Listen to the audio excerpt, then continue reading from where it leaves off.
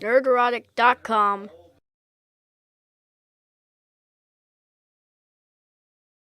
Critical Drinker and hanging out with him. Yeah, Critical Drinker. Brilliant. Can't wait to see him again. We also got to hang out with Perry Chan, Frank the Tank Gore, Quarter Black Garrett for about a minute, Chrissy Mayer, Brittany Venti, Melanie Mack, Ashton, Lila Hart, Sean from Think Before You Sleep, Camelot, Nick Ricada, and Cecil. And if I'm forgetting anyone, please forgive me.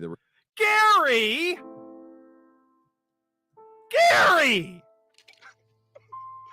What did you just say? You said if you're forgetting anybody, right? Okay, look at me in the face, Gary. I talked with you for like a good 30 minutes about football and about movies, okay? I was drunk and you were not drunk. There's absolutely no excuse, Gary. You know what I'm gonna do? I'm gonna buy one of your fucking plushies, and I'm gonna attach it to a model rocket and shoot it up 2,000 feet into the air, and then just without a parachute. Okay, I'm not gonna attach a fucking parachute to that thing, and I'm just gonna like let it fall into the earth. That's what's happening, Gary. I mean, I'm kidding. I'm joking. Got him. I love this guy. He's funny. He's actually really nice. Nicest guy. You know what? He'll just straight up like talk to anybody. Like you'll come up and talk to this guy. And some people are like a little overwhelmed by that kind of stuff, you know. But he'll just be like, "Hey, what's up?" And then super chill, nice guy. 1 minute later.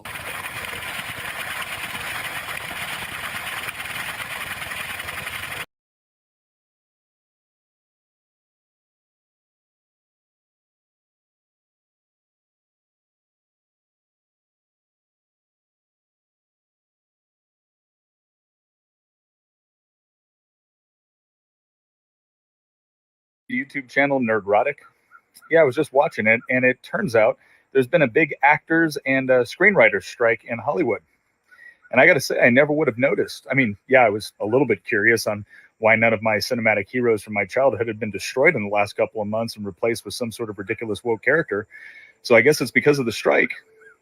So I totally support the strike. In fact, I think you guys should do it indefinitely. Have you guys seen this YouTube channel Nerdrotic? Yeah. It looks like Chuck's taking the skin boat to Tuna Town. Excuse me while I whip this out. I learned a long time ago that there's no sense getting all riled up every time a bunch of idiots give you a hard time. In the end, the universe tends to unfold as it should. Plus, I have a really large penis. That keeps me happy. Hold up. Wait a minute. Something ain't right. Wait. I've got an idea. My mind is a raging torrent, flooded with rivulets of thought, cascading into a waterfall of creative alternatives. God darn it, Mr. Lamar. You use your tongue prettier than a $20 whore.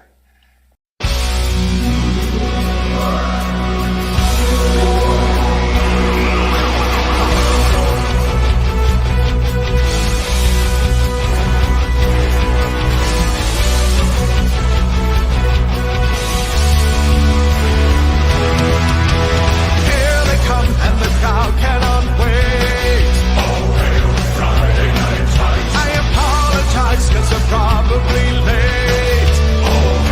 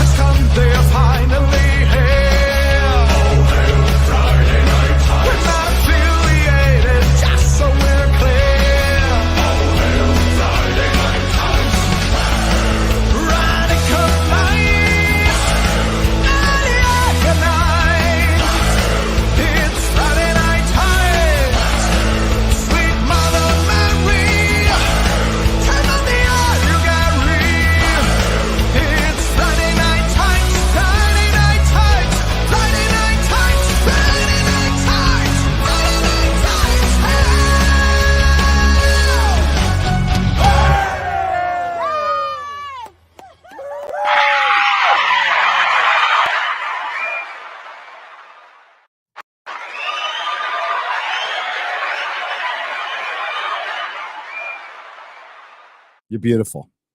You're beautiful. Let's do it again.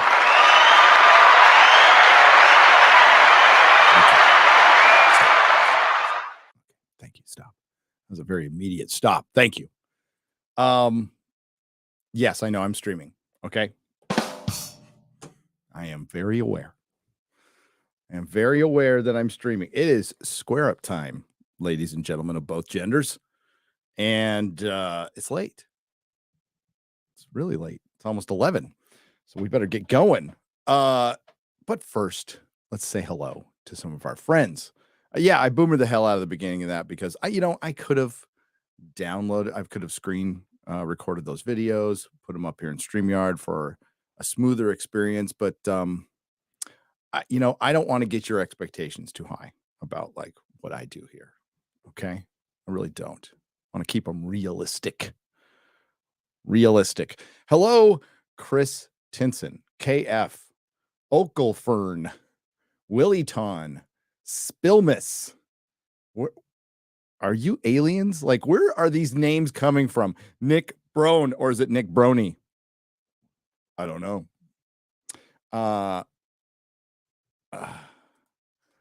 Luis, just wanted to make sure that he's scanning in. He's scanning in. Thank you, Luis. Thank you, my friend. You consider yourself scanned. Kendon Browner, Zeph Gaming, Classy Vigilante, Invisible, Sisu. Ooh, I like that one. Naj Solrock. What do you got here? Andrew McCarthy. What's up? Says finally got the Max Fleischer Superman and started Nightfall. Would you put Mask of the Phantasm higher than Superman, Superman 2, and Daredevil Season 1? No. Mask of the Phantasm is great. The greatest Batman movie ever made. But no. But if you had me pick between Superman, Spider-Man 2, and Daredevil Season 1, that'd be tough. That would be very, very tough. Thank you for the $4.99, Andrew McCarty. Enjoy a sandwich on me tomorrow, man. Appreciate you. Roger Rubio, thank you. I will have my wife make it because it's her job. She actually makes excellent sandwiches. Cheers. All right. I've noticed a little chitter chatter over the Snow White debate. And this was the same chitter chatter we had for the Little Mermaid debate. And there's been others. There's been many others. Rachel Zegler is the actress's name, who's going to be in the Hunger Games prequel, which I saw the trailer for, which looks terrible. Seems like they're trying to make her the it girl. I don't know why I keep forgetting her name. I knew it like an hour ago. But I mean, if we're going to pick an it girl, I think it would be the girl who played, the lady who played Wednesday. I would choose her. But the debate is not like they dug up some pretty stupid shit, and it shows you how really dumb most actors are. There is the excuse that she's very young. And 22 is an adult, but it's still very young. I think you would probably blame the marketing departments. I think she's being fed lines. I don't think she really thinks about it that much. She does sound entitled as hell and like your typical Hollywood moron, and she's burying her career, and she's surrounded by morons who are letting her do that when they should be telling her to be consistent and shut up. But if you can't keep track of your own lies, that's something that's part of the growing up process. And if you're going to do it very publicly, well, not to sound like a big dick, but I don't care. Don't go to Hollywood. Don't be in public. Don't be a public figure. It's a choice. And you got to take the good with the bad. And now that you don't have a lot of your fellow adult pretenders out there, obfuscating your stupidity. Now it's all focused on you, this young girl. And somebody came after me on Twitter. You're attacking a child in your video.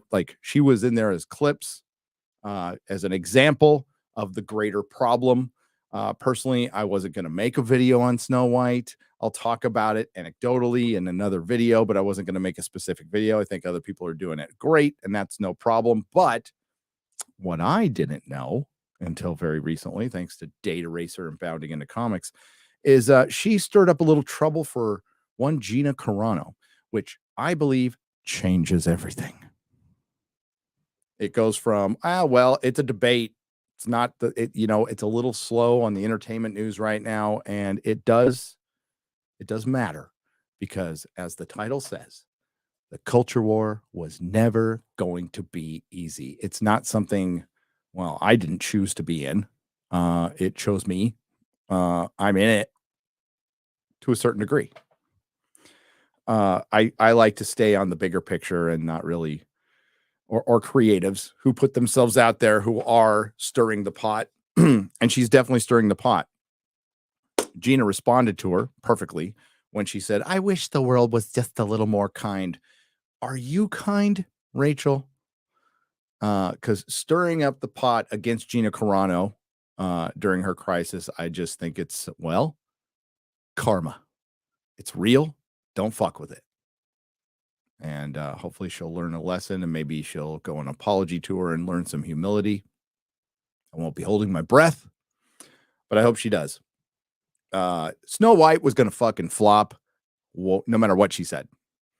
It was going to flop. Now, it was guaranteed going to flop.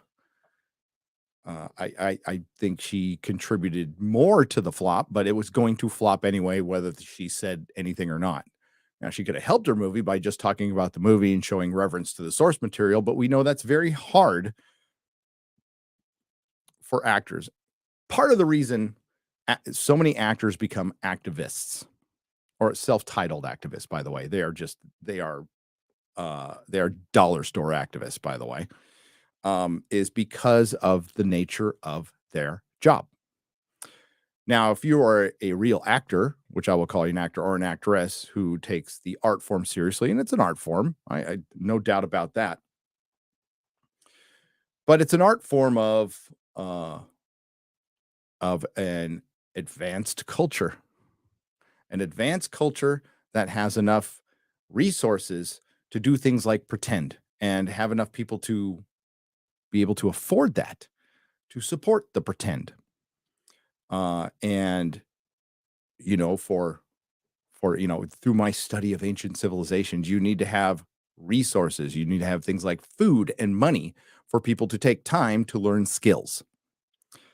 Not saying it isn't a skill, but I think a lot of actors and adult pretenders just feel guilty about it, have a problem with it. They don't feel like their job is real. I mean, they are pretending, and in the vast scheme of things, in the vast scheme of the universe, it's not. If a Carrington event happened, or an electromagnetic pulse in our power grid was devastated and we were shot back into the 1800s, don't think anybody would be rushing to save Hollywood. Okay. And I don't think acting would be a skill that any of us would need. So they have a big problem working that out in their head. So what they do is they try to attach to something that they feel has meaning, right? Instead of finding meaning through their art form, which they obviously don't respect, they try to attach themselves with buzzwords and activism. That's what's behind a lot of it. Instead of just being completely okay with, dude, I pretend for a living, I make money, no shame to my game, which is the way it should be. And be, grateful.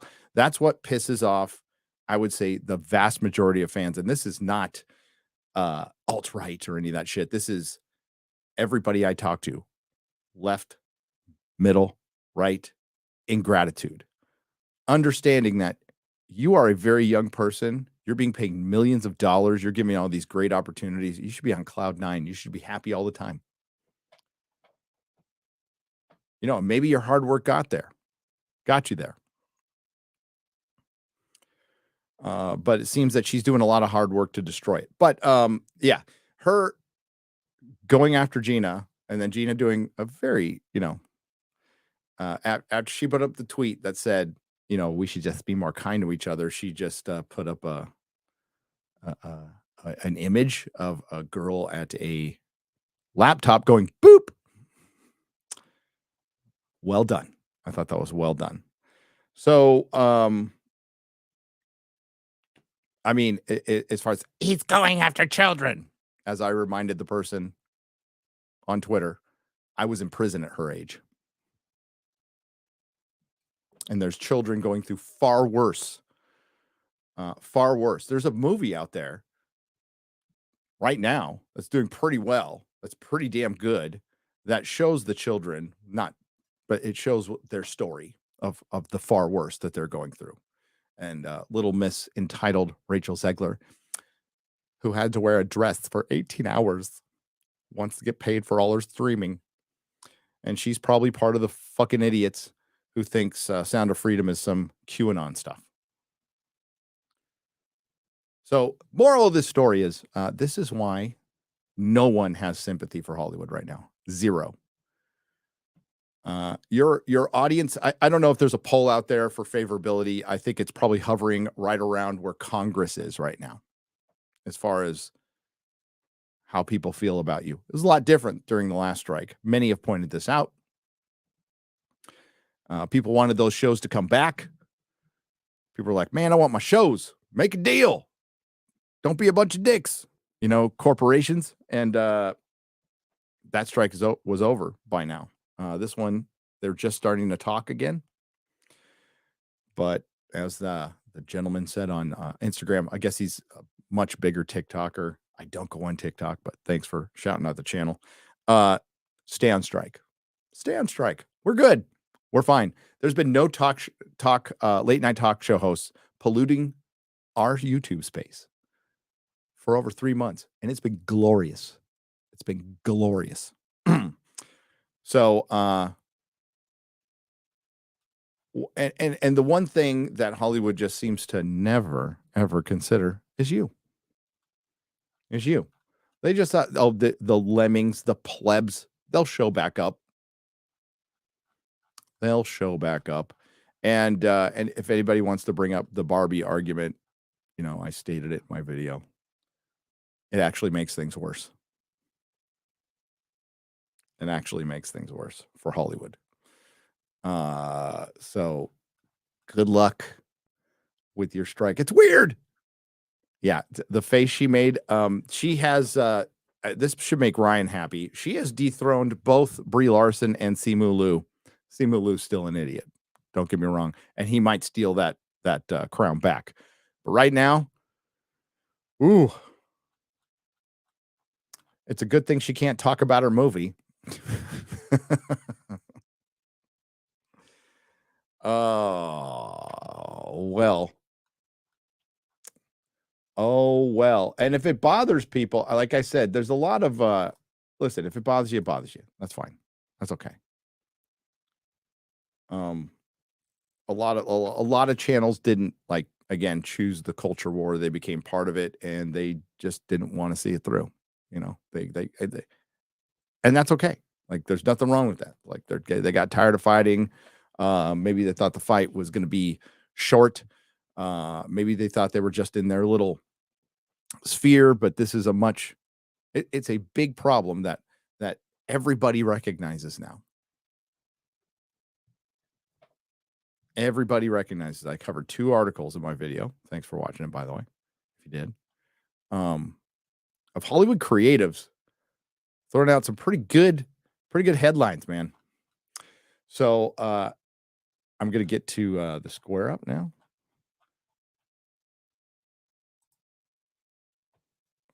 But as I said, this culture war isn't going to be easy, and it's probably not going to end the way we want it to end. I would love to see things improve and just see balance restored. I don't want the pendulum to swing all the way to the other side. I don't. But we'll see where it goes. We certainly are we being common sense practitioners of common sense, the upper hand is rising. The upper hand is rising. But there's still people who are going to fight it forever. And you can't save everybody. You know what I'm saying? Hard lesson I learned in recovery. Can we all agree that Gary upgraded when he married his and she makes the channel even better? Thank you, Mrs. Nerdrotic, says Matthew Hammond for $4.99. Yeah, like this channel wouldn't be here without Mrs. Nerdrotic. This wouldn't have happened when her batshit crazy husband said, hey, I know I've got this like really good job at Tesla. I've got free benefits, best pay I've ever had. But I made a few bucks on this YouTube thing. I think the opportunities like this come once in a lifetime. I can find another job in parts. I'm going to quit my job. Cool. And she's all, fine. And I gave myself 6 months. I said, you know, if things don't start shooting up in 6 months, I'll start looking for another job. You know, and commuting up to Marin County every day sucked. Okay, it sucked. It's like $10. It was $10 to go across the Golden Gate Bridge. Now, it was rad going across the Golden Gate Bridge every day. That was cool. But yeah, it sucked. But yeah, it was definitely an upgrade. Definitely, Matthew. Thank you, brother. Thank you, brother. All right. This is from Friday Night Tights. Of course, I was sitting next to Will, the critical drinker, and it was brilliant meeting Will. Let me tell you about Will. Nice, decent human being. That's what he is. A very thoughtful, kind, nice, decent human being. You know, of course, you see him on the streams. That's the way he is. He's a chill dude. And I can't wait to see him again. It was great hanging out with him and hanging out with everybody else. Had a really good time. I wasn't sure because I just got back from Comic-Con. I'm like, oh my God, I gotta do, you know, I gotta go out. I gotta be away from my YouTube channel. And then instantly I was like super grateful and happy to be there. And it was so much fun. So glad I did it.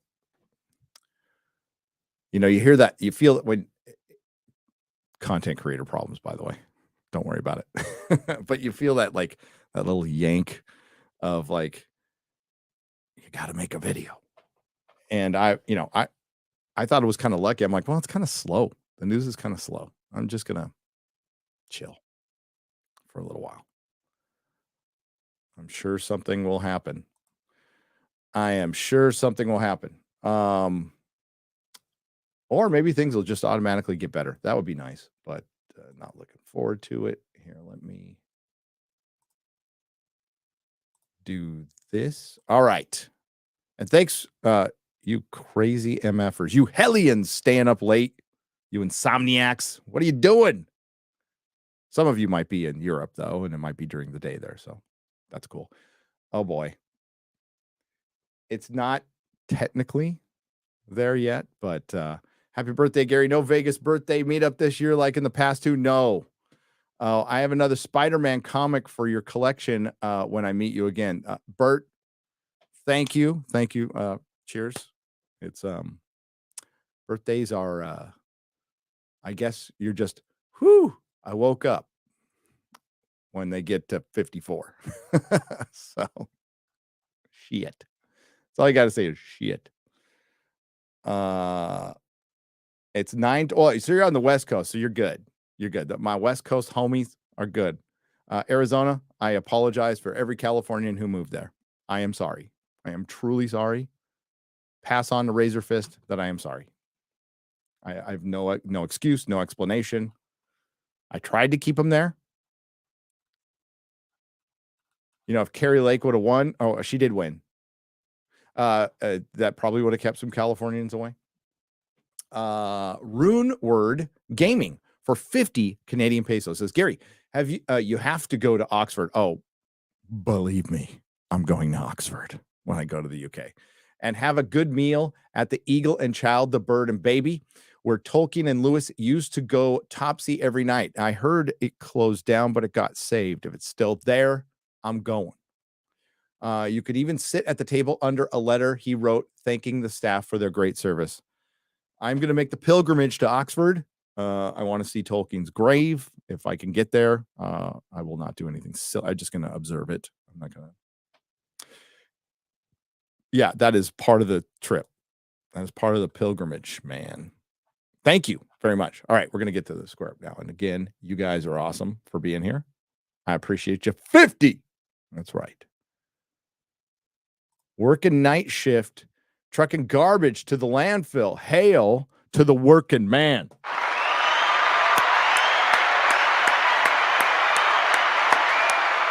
But Natron 209, I just want to say we need more trans representation in trucking garbage to the landfill. Just want to point that out. Japanese Gandalf. Oh. Japanese Gandalf. We're starting out with $25. Fry, you fools.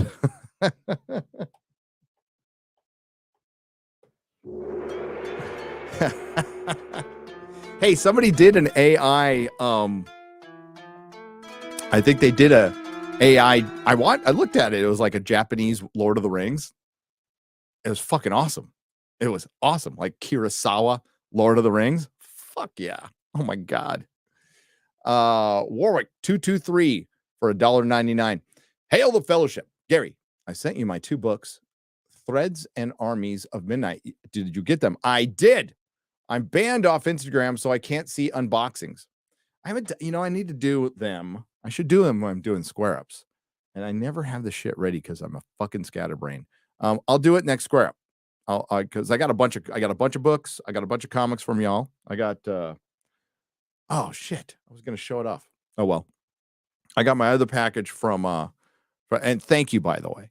I got my other package from Eric July where I got my CGCs. We are going to be giving some of them away for swag. I'm sorry you're banned off Instagram. Fuck it, fucking Facebook. My wife runs it. She does a great job. She does Swag Sunday, where we give stuff away, and one of the prizes is going to be a CGC 9.8 cover B of ISOM number 2. We're also going to give some raw copies of ISOM number 2, as well as some Nerdrotic swag. So swag. And pay attention to Instagram, and of course, I'll put it up on Twitter too. Make a sock puppet account. Lazy Slacker 01 for $1. Yo, you guys make me happy. Fat boy ass is funny. Fat boy ass. It probably means ass. I don't know. Ass is slimming down. He's looking sexy. Man, Az already has like a harem of simps, of lady simps. Wait, it's gonna get so much worse. And yes, he is here to be easy on the eyes for us. Okay. It's looking good. I'm so proud of him, man. It's fucking hard, man. So I'm very proud of him. Funny, I'm glad he is going hard, and dumb old man. That's me. Simply, you guys say what I think. Cheers. Cheers. You know, the best part of being just like this massive idiot is expectations. I don't have to be perfect all the time, which would be impossible for me. Gokuri for $10 says, there is just something so awesome and awe-inspiring about finally seeing Gary and Jordan being able to sit side by side. Keep up the good work, guys, and all hail the Fellowship. Hail to you. Hail to you. Thank you.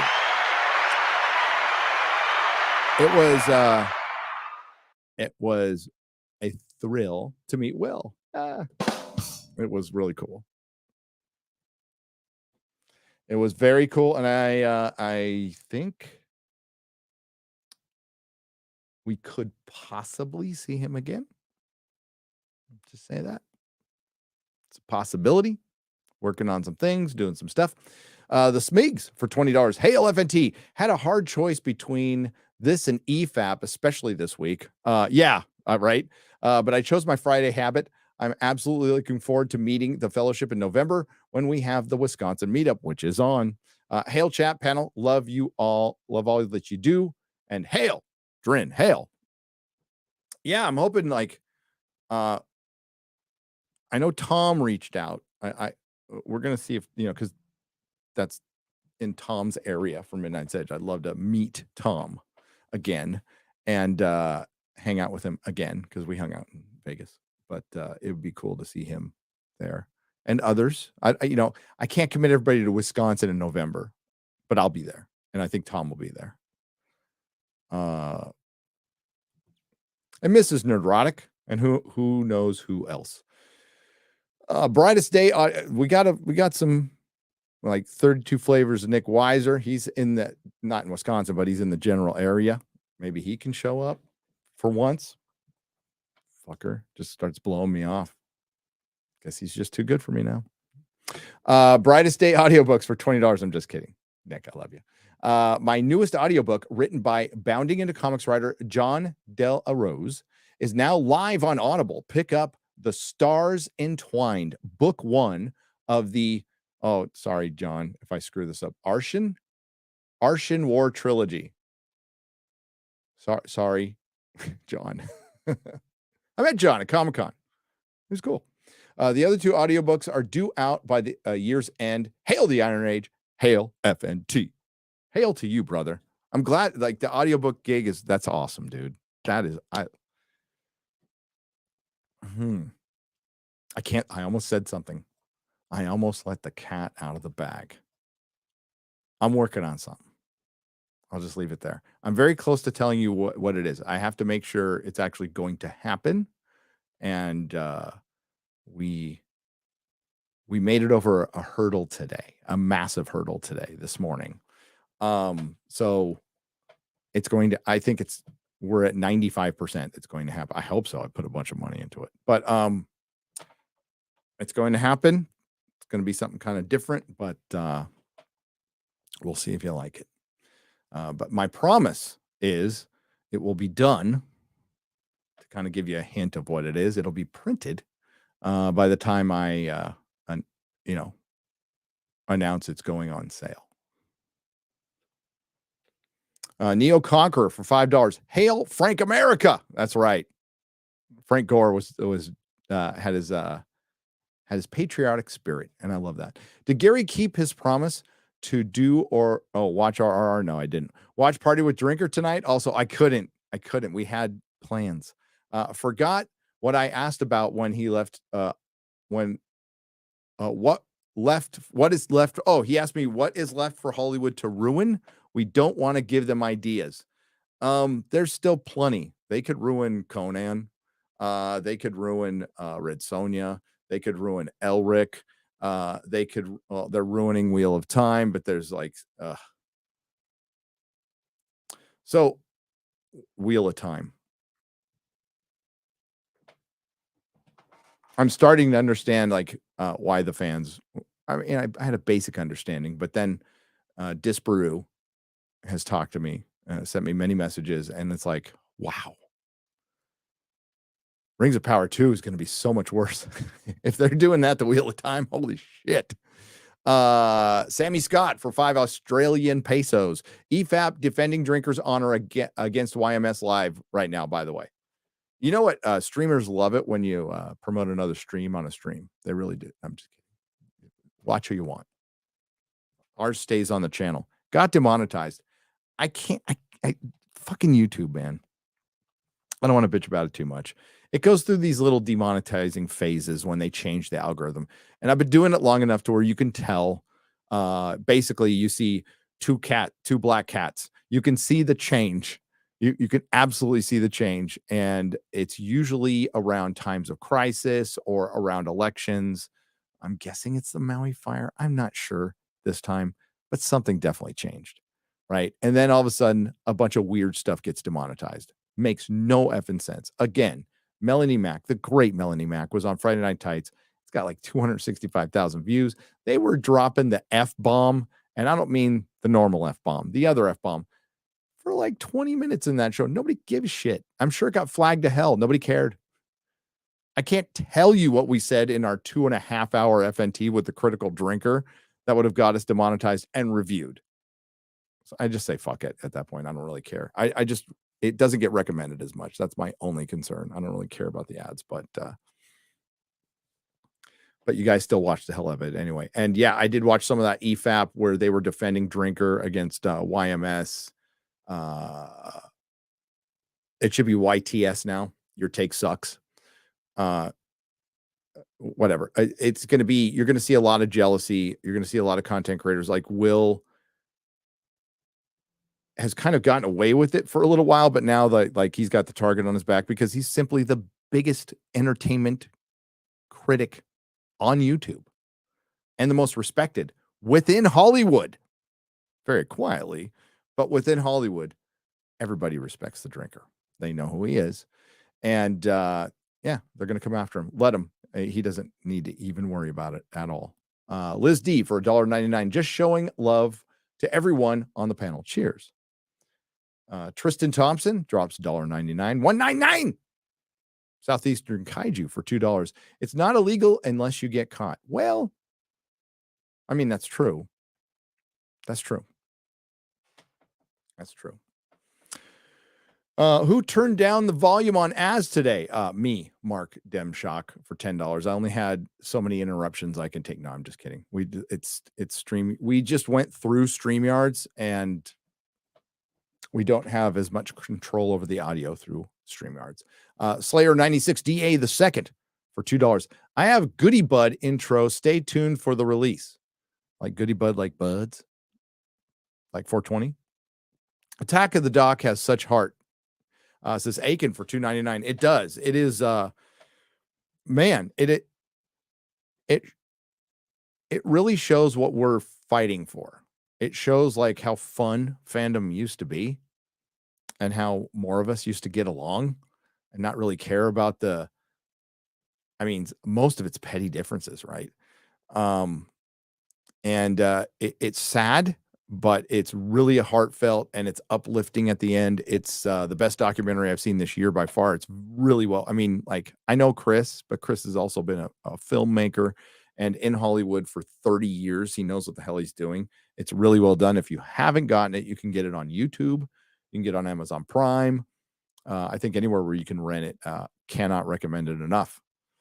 Professor Savage Dad for $20. Chris and Gary just wanted to let you guys know that your idea of the datasphere was something I realized at the beginning of the year. A few months ago, I started a podcast called Rumble called Dadcast. Start by NE Time. Hail FNT. Professor Savage Dad. Cool. Yeah. I think it's really, I'd go check out the channel. Yeah. It was just basically a joke, but yeah, listen to dads. I would say I would listen to dads, and not every dad. But the manosphere stuff, it's not my thing. It's not anything I need. But that's not minimizing the fact that there are a lot of lonely people and a lot of lonely men out there. I have been a lonely person, right? I have been through that. And I have nothing but empathy and sympathy. And I understand it's really hard. And you know, nobody likes to see that lonely kid who doesn't have any friends. That video, that kid knocking on doors looking for friends because his other friends sucked. The other guy, the overweight guy who was looking, looking for people to hang out with. And it's like really fucking brave to ask. Like, that takes massive stones. And your heart goes out to him. It really does. Shad did a great video on this subject. And I wish there was an easy answer.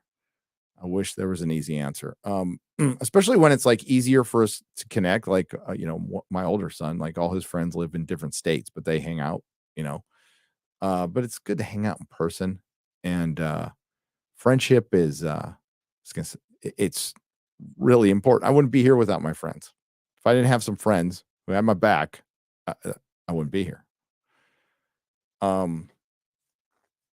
So it's a subject that I'm glad, Shuan Head did a video on it, and it's a subject I think that I don't want it to be out there for like a minute and just be a hot topic. I think it's like a conversation we need to start, because I think that would start moving towards a solution that we need for a lot of the problems. And we're just not talking about nerds. We're talking about there's a lot of lonely kids who are misdirected, who end up in prison, end up in institutions, drugs, all that stuff. Loneliness can be part of it. So I think it needs to be addressed. And part of the, I can talk. Loneliness can be it's a symptom of depression too, which, thankfully they're starting to take more seriously, but it's a very tough thing to get your head around and deal with. And it takes a lot of work, and you don't want to scare people off. And it's a lot like getting into sobriety. It's like, you really want to be cautious and you don't want to scare people away, right? Scare them away because the truth of the matter is, when it comes to sobriety, you have a long journey ahead of you. But that's exactly why we say one day at a time, because if you start future tripping, you won't even start the journey. So compartmentalize and don't think too much about the distant future. Think about the here and now, today. I think that's really important. And I think that could be applied to anything. Anything. But it's very sad. And what makes it worse is con men going out there and taking advantage of lonely men and thoughts and all that shit. It is pretty enraging. But it's part of life, and hopefully they find somebody like, in the dadosphere who will give you some good advice. Have a drink on me, drinker. And if there's money left over, get Gary a sandwich on me. Cheers. Roger Rubio for $5. Well, he used it all up for a drink, but it's okay. Hey, Ryan, thanks for your service. If you were in control of Star Wars, would you kill off Ahsoka? I can answer that question. Yes. I don't think he would have ever had her in it. No, I think Ahsoka dying at the hands of Darth Vader makes her story much more poignant and would have had more impact and would explain why she's not around. And they blew it. And now she's just going to turn into a fucking Mary Sue and a replacement for Luke, a female replacement for Luke, so they can make the Force female for the diminished, pathetic franchise known as Disney Star Wars. That is nothing more than a category on a fledgling streaming service. Thanks, FNT, and go ISOM number 2. Hail.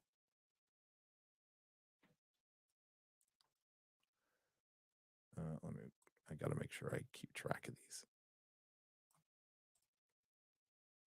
There we go. You guys make me smile. Chris Lame, the Sipper, Chubbers, X-Ray Girl, and Old Man Retard. Alan Fernandez for $10. Love you too. Old Man Retard.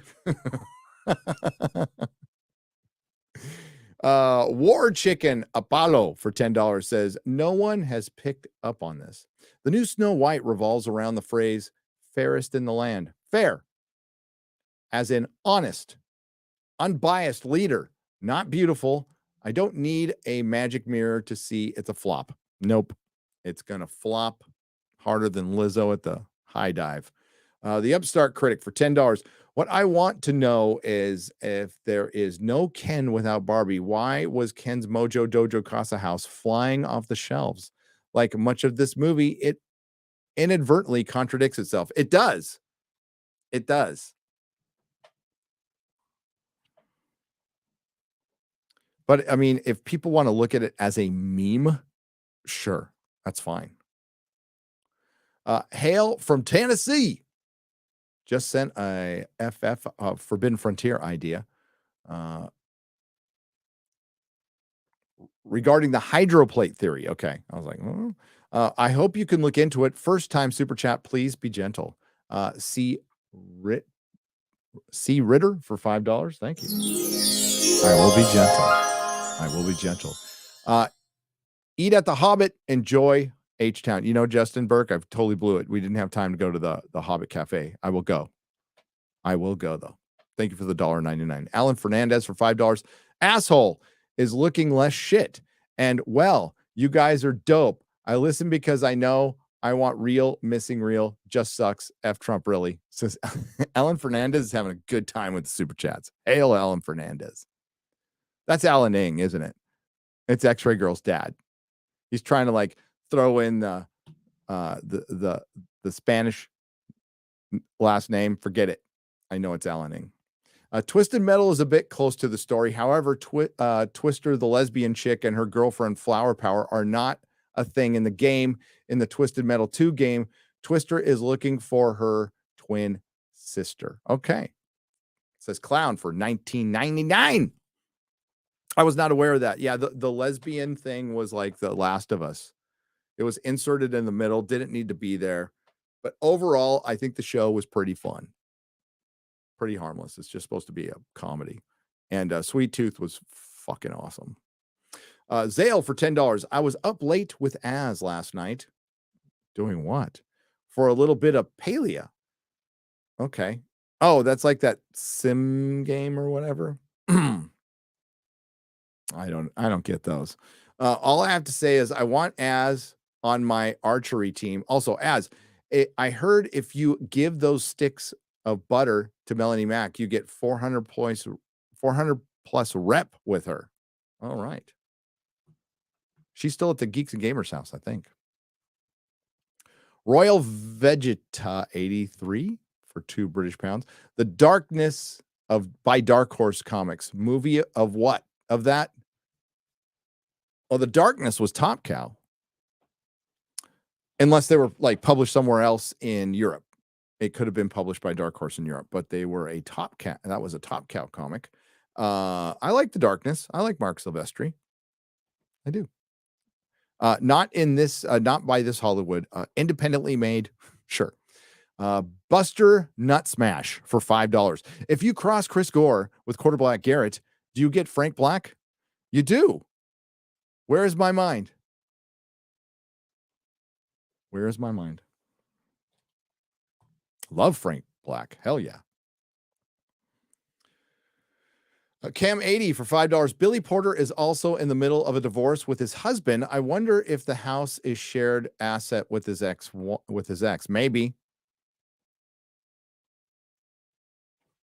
Welcome to marriage. That's all I got to say. Aiken for $2.99. Wow, is Az coming off sugar? He's really fired up. No, that's how Az is. Gary, Elon versus Mark Zuckerberg fight is on, set in the Roman Colosseum in Italy. Italy approved it. Elon cleared medically. Will be live on Twitter and Facebook. Date to be announced. I'm down. Wish I could see it live. Can I get a happy birthday? 30 years old today. Joe, for $1.99. Welcome to adulthood. Happy birthday. Happy birthday, Joe. And that is followed up by a super chat from Mr. Happy Sack for $5. Nerdrotic and the Critical Drinker together. It's awesome. And it's one of the revelation signs. It is. One of the seals has been broken, and it was me hanging out with Will. Smoke them if you got them. Smoke them if you got them. Because the shit's about to hit the fan. You ever seen the 7 Signs? The 7 Signs? I saw it. I kind of liked it.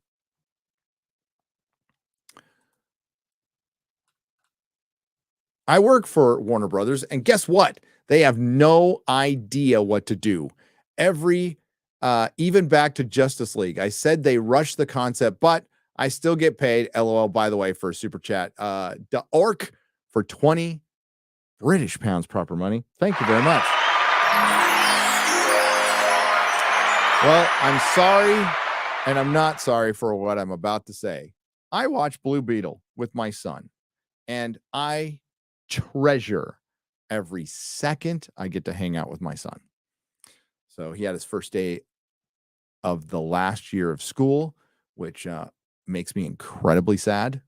Incredibly sad. Me and my wife have been taking kids back and forth to school for damn near 20 years, a little over 20 years. And this will be it.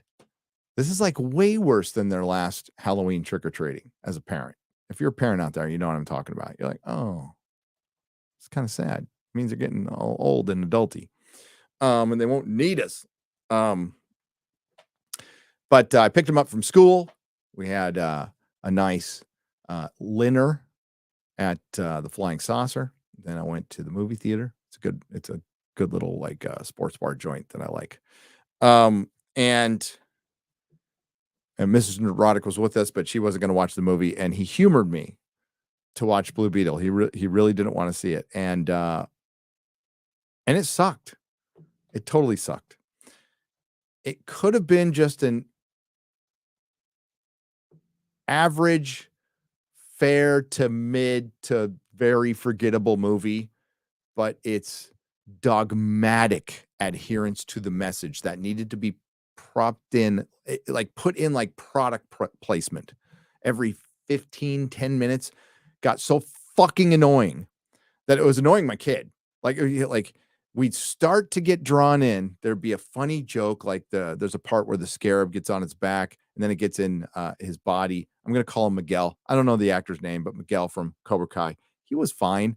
But there's a part where it gets in his body and then George Lopez goes, it went up your culo. You know, that's funny. I laughed. That was fun. I like genuinely laughed. And then there's some kind of imperialistic, capitalistic, fascistic, our people. What are they going to do to a Mexican boy? It's like, oh, fuck. Just stop. Stating the obvious. That's what I do here on YouTube. Okay. Stating the obvious. Hollywood panders to demographic to use you as a shield for criticism. That's all they're doing. And it's largely to cover up a bad film. So they're using your representation, whatever demographic is, to mainly cover up bad films. It's a marketing tactic. They have been doing it for well over half a decade now, probably closer to a decade. It's not only getting tiresome, it's ruining stories. And it's also sowing the division in this country, even in its lightest form, which is on social media. It's something you don't have to do, but you choose to do, and you know what the result is going to be. It's going to be me saying the movie sucks, and some people calling me a bigot. I don't give a fuck, but that's the nature of these events. Fuck Hollywood and their fan baiting marketers and every fucker who's working there. Hope you all lose your fucking jobs. The fan baiting marketing, fuck you all. Fucking learn the code. You pieces of shit. It's usually these dumb fucks, you know, straight out of college with some sort of degree and no fucking knowledge of the world. No working human knowledge of the world. And fuck, I'm sick of it, man. I know a lot of people are, but like this should have been just a dumb, fun movie, and it's got a likable actor in it. And the actor who played the dad, like they had reverence for a dad. So it's like, okay, do you get points for having reverence for a dad, but you're surrounded by this fucking woke intersectional bullshit? Like, there's a fucking scene where Ted Kord's daughter is talking about like how he got the company from his aunt, and she felt like, who was Susan Sarandon, and she felt like she deserved it. And instead of defending her dad, she basically calls it sexist, even though she's trying to kill them right now. It's so fucking dumb. The movie's going to flop. It will be forgotten by Tuesday, and it will go into the 4 wins, and nobody will give a shit. But what it does do is it damages DC. It damages the overall brand. So every time you release these fucked up flops, it just, you know what? Just shave a percentage off of any potential profits you have for your rebooted universe. Just, 10%, 5%, hundreds of millions of dollars lost because you release this movie. It would be better to vault this shit and never show it.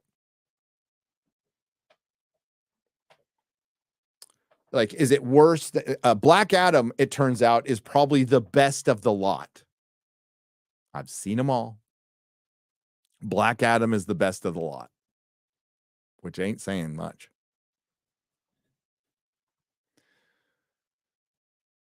So, yeah, sorry if you work for WB. Lucas Garrett for $10. Maybe the genre needs to go away to be missed later on. I agree. The genre overstayed its welcome. I also kind of agree. And as long as identity politics and virtue signaling is a thing in Hollywood, this genre will languish. Lucas, you are 1000% correct. What genre needs to do is go into the independent sphere and not be the driver of Hollywood so the normies can go watch Barbie movies. I don't give a shit. But like sword and sorcery, sci-fi, I'd like to see some original, clever, lower budget stuff. I really would, because we've gotten it in the past. You know, there's a little movie called Moon that I like. You know, I'd like to see more shit like that. You know, I would like to see that happen, because that's where more interesting. I was in an interview today. I was talking about the independent movement of the 90s, right? The independent film movement of the 90s. It's been on my mind. It was great. I was going to a movie every Friday and Saturday, and it's not that they were releasing a movie every Friday, but I was watching them twice, 3 times. I saw Pulp Fiction 15 times in the movie theater. Loved Clerks when it came out. Fuck Kevin Smith. Romeo's Bleeding. There's just Leon, you know, although that wasn't really super independent, but like those types of films were great, and they were filled with irony and pop culture references, but they were violent and fun, and that's when like being, you know, postmodern was fine. It was cool, but like it is so fucking tired. Irony, postmodernism, nihilism. It's fucking tired. So we need a reconstruction period, and that usually comes through independent. Means. So we'll see if it happens, or if it just, you know, becomes a fart in the wind. We'll find out. Shan dogs for 5 Austrian pesos. So Ryan came up with the Race Across America idea. This is absolutely brilliant idea, but you need to have Holiday Road as the theme song. Well, Ryan didn't necessarily come up with it. It was actually Matthew Marsden, the actor, kind of planted the seed. When I got back from San Diego, I said, I did the straight run from San Diego to San Antonio for 18 hours. And he said he did a similar trip from Los Angeles, and he said, we should race. And I shot back a gif of the Cannonball Run. Fast forward about a week and a half later, Garrett's like, we need to do a race. So it's Garrett who's like instigating this. Like, we were just talking. We're like, it'd be fun. I wasn't going to plan anything. I've got too much to do. But if Garrett wants to plan it with like the Blaze or something like that, I'm down, and we do something for charity. I think we can make this. I think it could very well happen. I am completely 100% down for it. So we do but Ryan came up with really good ideas. No phones. We just have CBs. No phones, CBs, paper maps. You can get a Thomas guide or whatever, but paper maps, road atlas. And we go from East Coast to West Coast. Why? Because the West Coast is more interesting, and I want to end in the West Coast. I don't want to end driving through a bunch of trees. I want to end seeing the wide open deserts, the majesty of the Southwest. Not a bunch of trees. Sorry, southern states. You're beautiful, but it's just a bunch of trees from the road. So yeah, I'm down with it. Next year, I think we can do it. I think next summer would be fucking awesome. We should race to Comic-Con. Get a bunch of content creators, and then basically film it like Top Gear. Probably have to hire some editors who can turn some shit around pretty fucking quick. But like, yeah, get some GoPros going on the dashboard, and you can just edit our arguments and us getting lost. It would be fucking hilarious. It would be hilarious. If you put a bunch of monkeys in cars, they would get there faster than we will. Okay. Now, some of us got some skills driving, right? You know, Jeremy, skilled driver. Yours truly, skilled driver. Okay. I don't usually brag, but I used to be a delivery driver, and I, grew up on the death freeways of Southern California. So I got my skills, but I'll be hampered down with an Canadian Asian navigator. So there'll be that. The 2020s will go down as the worst decade for movies. It says Smiley Town SF for $9.99. Yes, it is. That is without question. It is worse than the 50s. You can find some charming stuff in the 50s. Now, worst era doesn't mean like occasionally something good doesn't get through. Jeremy was bringing up, and rightly so, like, hey, we've got some good stuff now. Yeah, sure, because we have a full release schedule. So there's good, but the bad outweighs the good so much. Balance. That's what we're looking for. Not everything's going to be great. Not everything needs to be great. Not saying that. But they're not even trying. Brody Sean for 20 Canadian pesos. Love the lads in the glasses. The rest of you are okay too, I guess. Cheers. As long as you like me. Fuck everybody else. Automated Showman for $5. They said, learn to code. I guess people took them seriously for once, considering that they are now terrified of AI replacing their jobs. Yep. And here's the fact. They use AI. The writers use AI. Writer's block is a thing. And I guarantee you a lot of them like throw in some stuff to GPT to get the creative juices flowing again. It's kind of like their AI muse. I would just say find a muse. Find a muse. Or jerk off. I can't remember. I think it was Gene Wilder was talking about like needing an idea, and he went upstairs to twist the muse. Well, that's saying. That's great. I twisted the muse. Fucking, I miss Gene Wilder. Martin Bassett for £5 British. Hey, Gary, what do you think about the new Witcher book in the works? I don't. I think those later Witcher books are not good. They're fine. But man, they are so like verbose, I'll just say. They're all right. I'll probably read it. But I'm actually going to I'm going to take a crack at a couple of classics, and Wheel of Time is one of them. I'm going to take another crack at that. Ian Rupert for $5. I work in a power plant. I deserve to be paid for every second people have their lights on in my area. It's beautiful. See, we need more working men and women just fucking slapping them back. And you don't have to call anybody a name. I put one guy in my video today who just said, oh, you writers are worried about like you might have to go get another job or sell your car. Man, I totally remember when I got laid off from the fucking oil fields, which means working on the oil fields doesn't mean, well, I'll just go to the other oil field and get a fucking job. It's not that easy, especially when the world's locked down.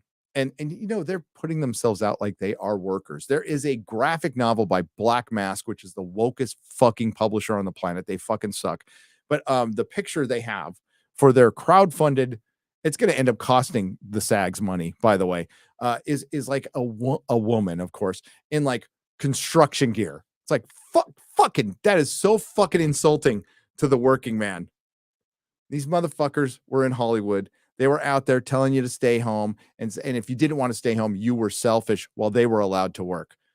You know what? I am very proud of y'all for having a long memory about that. Don't ever forget that shit. Don't ever forget that. If you see an actor come out going, it really sucked.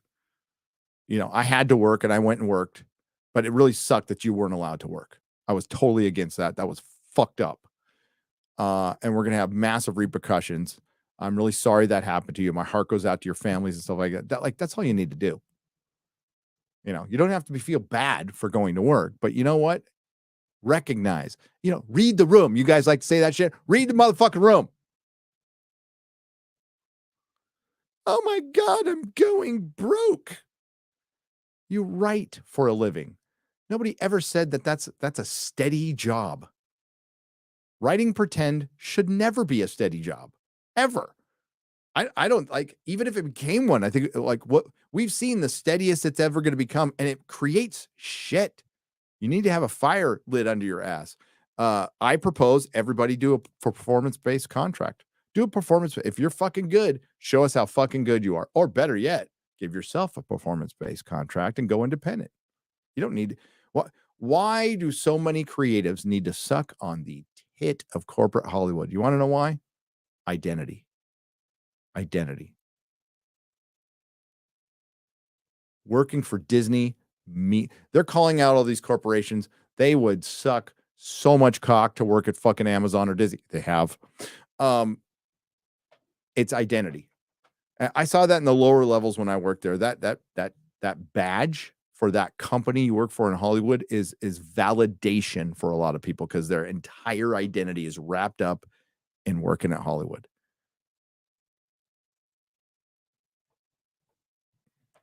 So that's behind a lot of it. So they're disingenuous bullshit. Like, break up the corporations. We should have legislation. Fuck off. I don't want a fucking penny of our tax money being spent on some doofus senator writing up, or governor, or congressperson or whatever, state senator, writing up legislation to fix your fucking strike.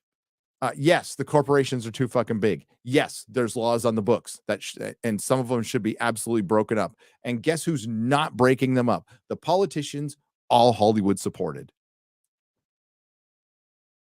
The guys and gals who would break them up, you all fucking hate. Hollywood, by the way, not you guys in the chat. Hollywood. I just installed a spray tap bidet onto my toilet. Wow. Thanks for sharing that. Marish FS for 10 British pounds.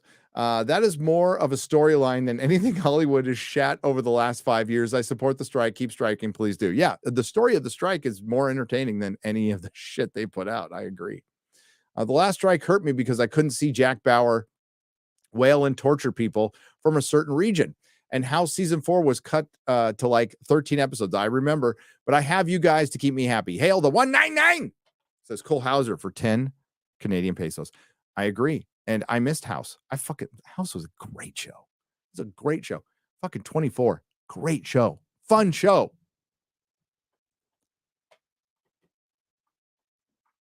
Remember the Sarah Connor Chronicles? I loved that show. I thought that was so well done.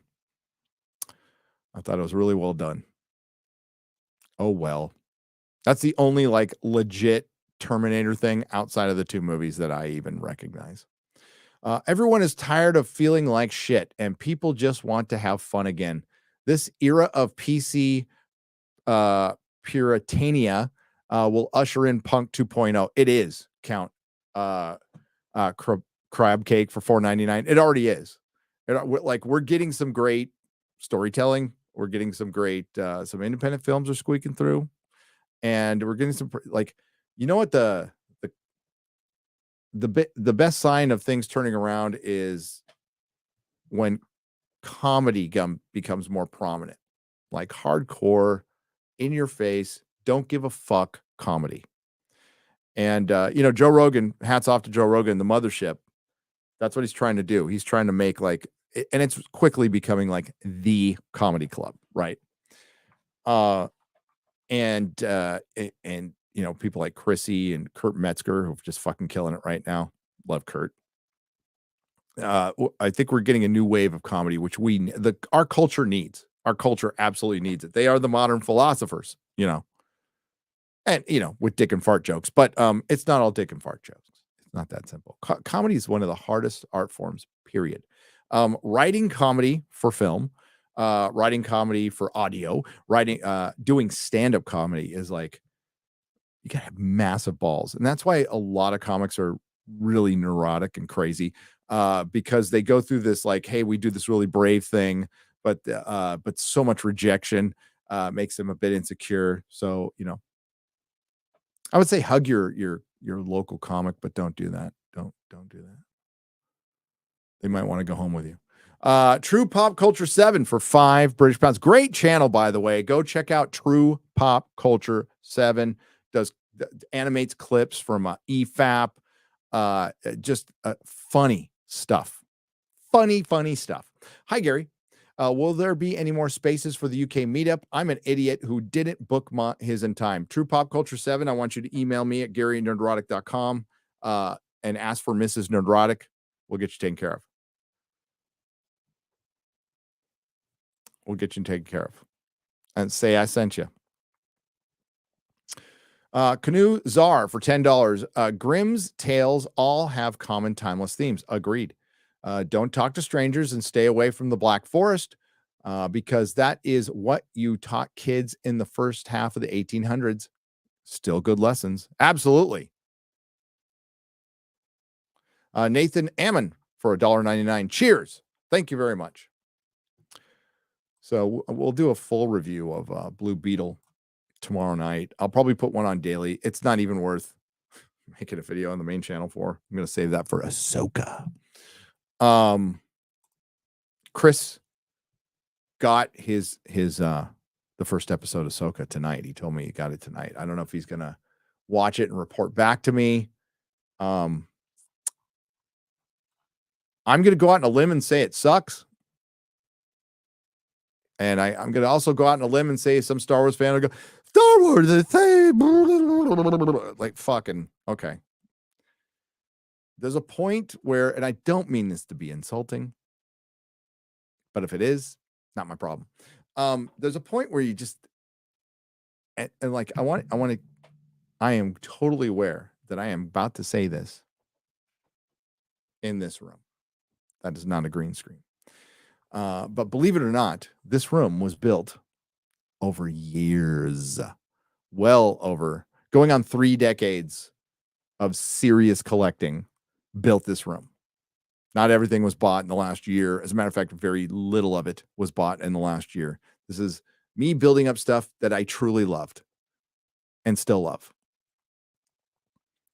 But even before the culture war, there was a point where I'm not going to be a consumer, where I'm not just going to buy something. For example, there's these awesome Blu-ray 4K collections of all the Batman movies. And I can afford to get them all. I can afford to get, Batman, Batman Returns, Batman Forever, and Batman and Robin. I didn't get Batman Forever or Batman and Robin. I didn't get it because I'm not going to watch it. I could. Be a nice little thing to put on my shelf, but I'd never crack that fucker open and watch it. So why buy it? There's a point where you got to understand that Disney Star Wars fucking hates you. And if that's not enough, it fucking hates Star Wars. So that should get you pissed off. And if you're a Star Wars channel, there's enough out there to keep you busy. Let's go over EU stuff. If you're going to make a channel, don't hit your wagon to one franchise. It's just saying. It's just the thing. Yeah, I'm just chronicling its demise. I can actually be an objective observer because I have no shits to give about Star Wars. I don't care about it. It's severed any emotional attachment I had. This is my fault. I've allowed it to ruin previous Star Wars for me. It's hard for me to watch Star Wars going, oh, Han, so fucking awesome. He saved Luke, and then he's going to walk into his son's lightsaber, and Luke's going to become a quitter and die. Wow, that sucks. Hasn't happened with everything. Like, I can watch The Timeless Children, and it just doesn't affect how I feel about previous Doctor Who. I guess it just depends. Probably because there's so much of it. There's so much old Star Trek and Doctor Who that I can, like, this new shit I can just forget about. But there isn't a ton of great Star Wars. There's the original trilogy. I know a lot of people like the prequels, but they ain't great. And nobody will ever make me believe they are great. Revenge of the Sith novelization is great. That's actually great. Read that. The whole fucking trilogy should have been that. Birdman 52021 for $20. Thank you. I was so excited to see Chrissy live in Houston today. Got ready after work, sat down to squeeze in the final of my accounting class and technical difficulties. Whole site down. Gonna miss you all going. Oh no, you didn't get to go? That fucking sucks. Fuck that accounting job. That's what my dad used to do, by the way. He was a CPA. The apple. It didn't fall far from the apple. Never grew to fall off the tree to roll away. When it came to that, just saying, never wanted to follow in his accounting footsteps.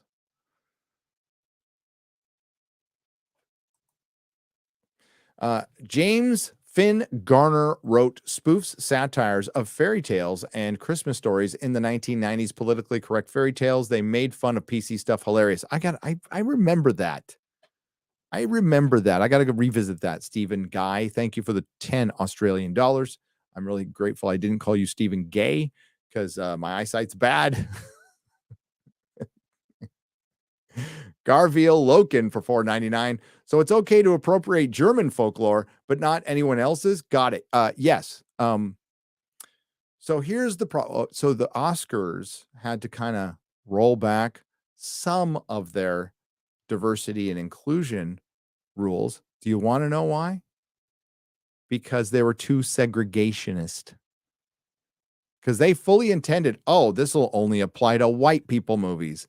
And then they went back and looked at some of the best pictures and went, you can opt out of this. Because if you go to the letter of a lot of those rules, it could affect movies with largely a black cast, like Black Panther. It can affect movies like Crazy Rich Asians. It's not that different from the Stop the Asian Hate hashtag. There is Asian hate. Absolutely is.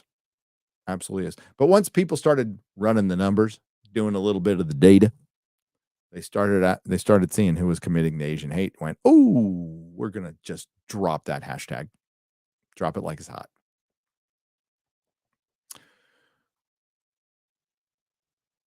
As the father of a quarter Asian son, I can certainly tell you it exists. Oh, yeah. Rammstein did Snow White better. Joseph Roos for $20. Yeah, I saw that Snow White and the Huntsman movie. I can't fucking remember a thing from it. Not a single second. And I sat in the movie theater and I saw it. It's kind of like the Alice in Wonderland with Johnny Depp. I remember Johnny Depp, a couple things from Johnny Depp. Don't remember much else. That movie made $1 billion, by the way. The first Alice in Wonderland movie made $1 billion. It's fucking nuts.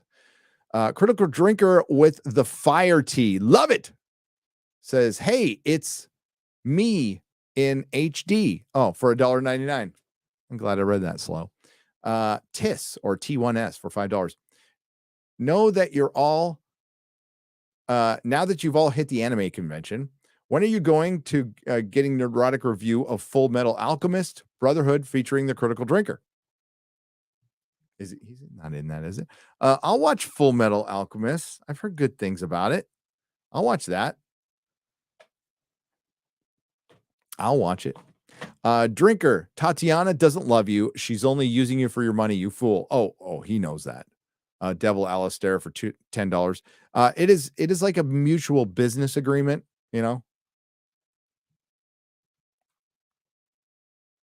Drinker ain't no dummy.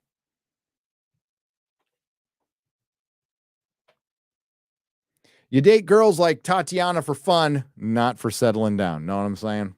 It's not the settle down type, Tatiana.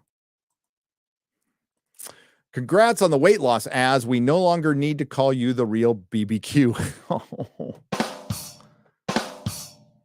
Fujitoid 123 for $4.99. Andrew Hiller. I almost said a different last name. Andrew Hitler. Do you ever wonder if people named Hiller were just like, okay, we need to drop the T now? For $4.99, David Hasselhoff is Nick Fury and Samuel L. Jackson is Samuel L. Jackson. I agree with that.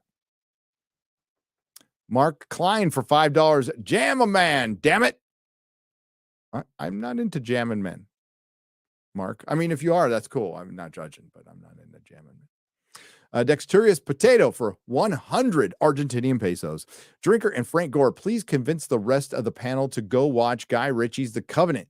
Hail the Chat and the 199. I'll watch it eventually on streaming. I like most of Guy Ritchie's stuff. I think for Matthew Vaughn's better, but I like Guy Ritchie. I like a lot of his stuff. Lizzo is everywhere. She is literally All Terrain Nation for $5. Tricky for $10. Poor Quarter Black Eric got dumped for the drinker, but understandable. Hail all. Oh, he knows his place. Brightest Day audiobooks and science fiction for $5. Pick up The Stars Entwined, now Audible, written by Bounding Into Comics writer John Del Arroz. Liam Fibian for $2. I highly recommend Silo. I've heard good and bad about Silo. He recommended it to the drinker. Getting through intros fast is not FNT. Thoughts on Fitness and Nice for $1.99. I know, but we're usually not on time limits. I'm going to jinx this. I'm going to knock on wood, try not to jinx us. How many Fridays have we missed?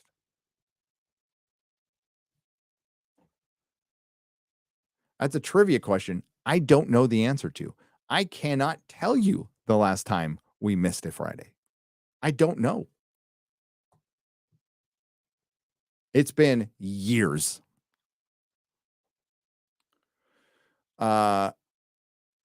But yeah, I'm sorry we went through intros fast. We won't ever do it again. Okay. Good Wrench for $20. Thank you. Hey Gary, sorry if it has been asked, but did you see Shad's message on relationships and advice for men? I did. Powerful video. He's a good man. I think all of you help so much, maybe more than you think. Thanks for all you do. Cheers. And we actually, that's some Good Wrench. I thank you. And that's something we hear, and it's humbling. It's super humbling because we're just fucking idiots. So, I mean, we try to keep in mind to stay authentic, grounded, and grateful. These are like the mantra of Nerdrotic: authentic, grounded, and grateful. Because you know what? When I ran the comic shop and when it got successful, I let it go to my head, and I started thinking I was the shit. And then I stopped going to meetings, and I relapsed, and fell hard because my ego. So I just don't ever want that to happen again. My higher power needed to teach me another lesson, and he did. So thank you for that. And it's really cool that we can do that. And hopefully, we just relieve a little bit during the day, just make you laugh, get you through your day, And that's what I used to do at work. I listened to live radio, or later on, I remember watching Tug live streams at Tesla.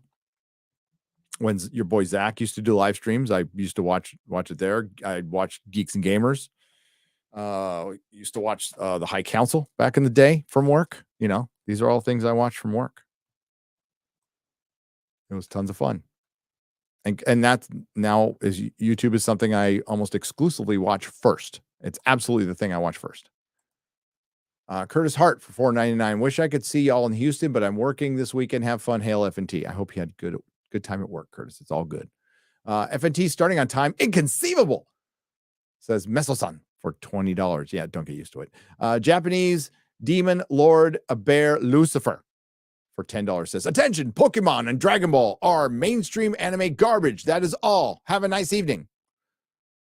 A lot of people like Pokemon. A lot of people like Dragon Ball. I don't know anything about either of them. I know Pokemon Go is a game that a bunch of people liked in 2016, to where even the manager at the dealership I was working at prior to Tesla would be taking off doing Pokemon Go shit. Is it 16, 17, something like that? And yeah, that's all I know. And I know my kids liked it. KL Warlord for $10. Hail the fellowship. First time super chatter. Ooh, yeah. Please be gentle. I'm taking my first tentative steps into the Iron Age with my fantasy novel Slayer, which should be out later this year. Hail Crucial Drinker. Hail to you guys, and hail to the Iron Age. The only bit of unsolicited advice I will give, because I did do a comic or two back in the day, back in the 90s, and I exclusively did it for fun. It was a project that me and my friends could work on. for fun. Never intended. It actually cost me a bunch of money. Didn't care. It was like rewarding. I got to spend time with my friends, creatively collaborate with my friends. My wife helped ink it. It was nothing but fun. And that's, I would say that take that attitude in it. Like, doesn't mean like be a slouch at your work. Like, put everything you got into it, but still do it for fun. Andrew McCarty for $4.99. Hail to the panel. What would be the ranking for 78 Donner Cut and 89 Returns? The Dark Knight, Mask of the Phantasm versus the Elite First Fight Under the Red Hood Begins. Oh, that's a long list. Okay. So number one for me is the number one superhero movie for me. God, it's hard for me to pick. Is the TV cut, Donner cut of 78 Superman. And I prefer Batman Returns over Batman. I think it's a better film. I think it's better directed. It's better edited. Jack Nicholson's great. I love the first Batman, but if you ask me what's better, Batman Returns. The best Batman movie, of course, is Mask of the Phantasm. The Dark Knight is great. It's probably my number 2 Batman film, live action. Be The Dark Knight. Love it. Under the Red Hood is great. Batman Begins is great. These are all like fun things. That'd be hard to pick. I would say like Spider-Man 2, I put above, like that's really close to the Donner cut of Superman for me. Spider-Man 2 is like a great superhero movie. To this day, greatness. Hail all, will you still be at the con Saturday? Or yes, we were. Wife gave me some cash to see you guys. If not, it's all good. Hope you're having fun and laughs. And Kenny, yeah, we were there all day. And then I actually went back Sunday, which I wasn't supposed to do, but I did. Andrew McCarty for $4.99. Gary, I just read Emerald Twilight. What the fuck did they do? They really butchered his character. Also, read the Death of Superman saga 9.5 easily. Oh, I've read all that stuff, buddy. Emerald Twilight. I didn't hate it. Okay. We're going to get some of the newer ones. That wraps up Friday Night Tights.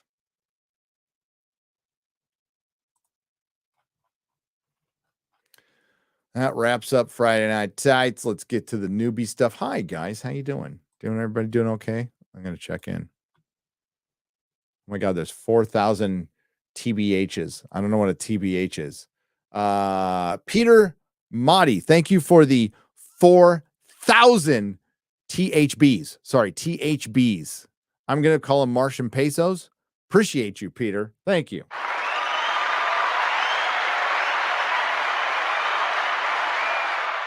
Then Wayward Noodle for $50.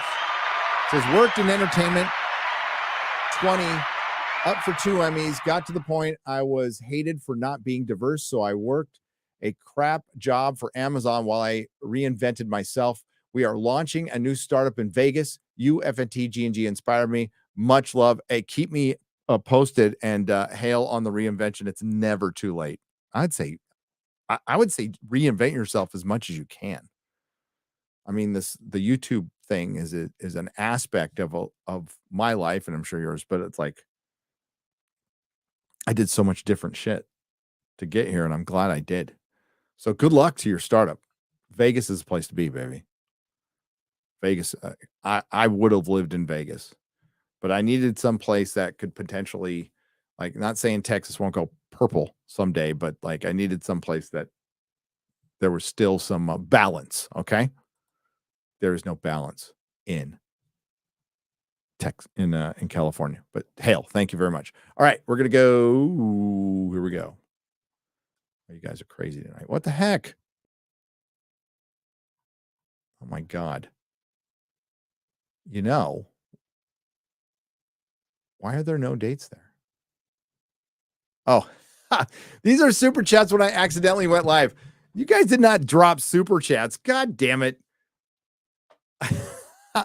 Ryan the Eating Warrior says, what's up, Gary? Big Raj gives a thumb up. Rooster Cogburn says, Gary, you're live. LMO, love Gary. Says Andy plays games. Marty Gray, Nerdrotic behind the magic. Yes, you saw how the sausage gets made, but at least you didn't see the sausage getting whacked. Turn on the audio. says Nermorfsky for $1.99, and Andrew McCarty.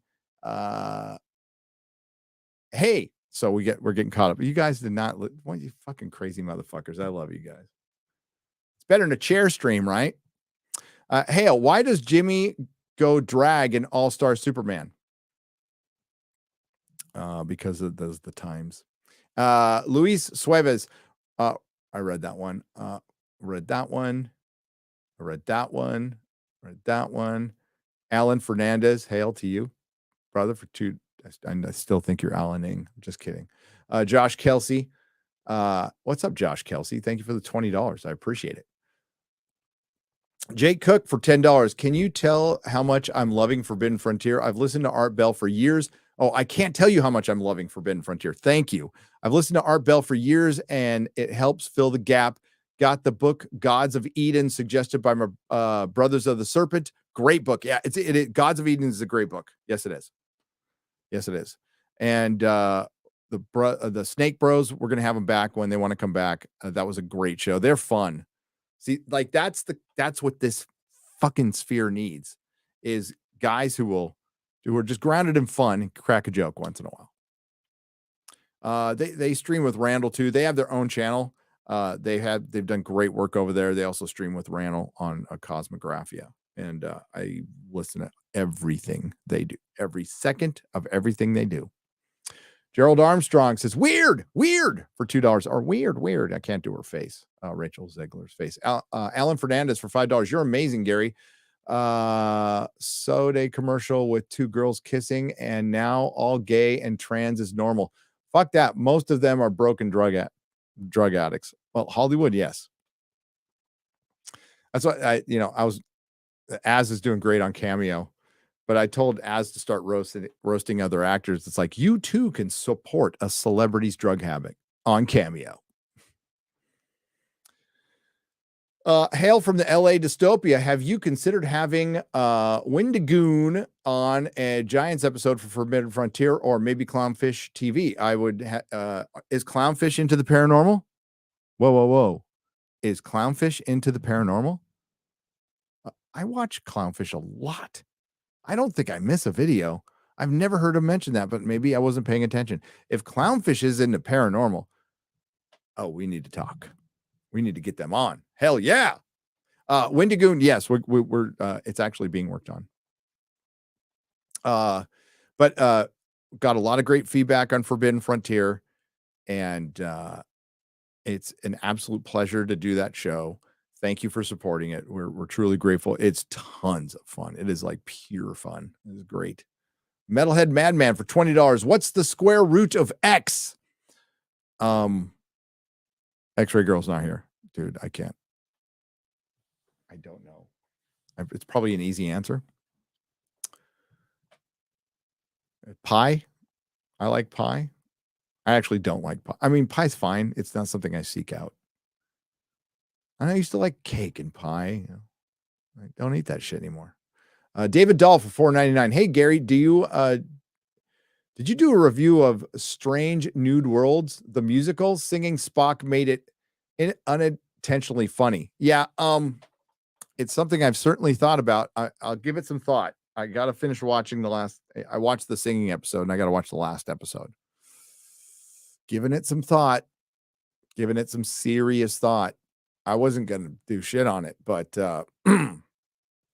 maybe it's time to revisit Star Trek one more time. Chris Tinson, thank you for the 5 British pounds. I appreciate it. Just going over stuff I read. I read that one.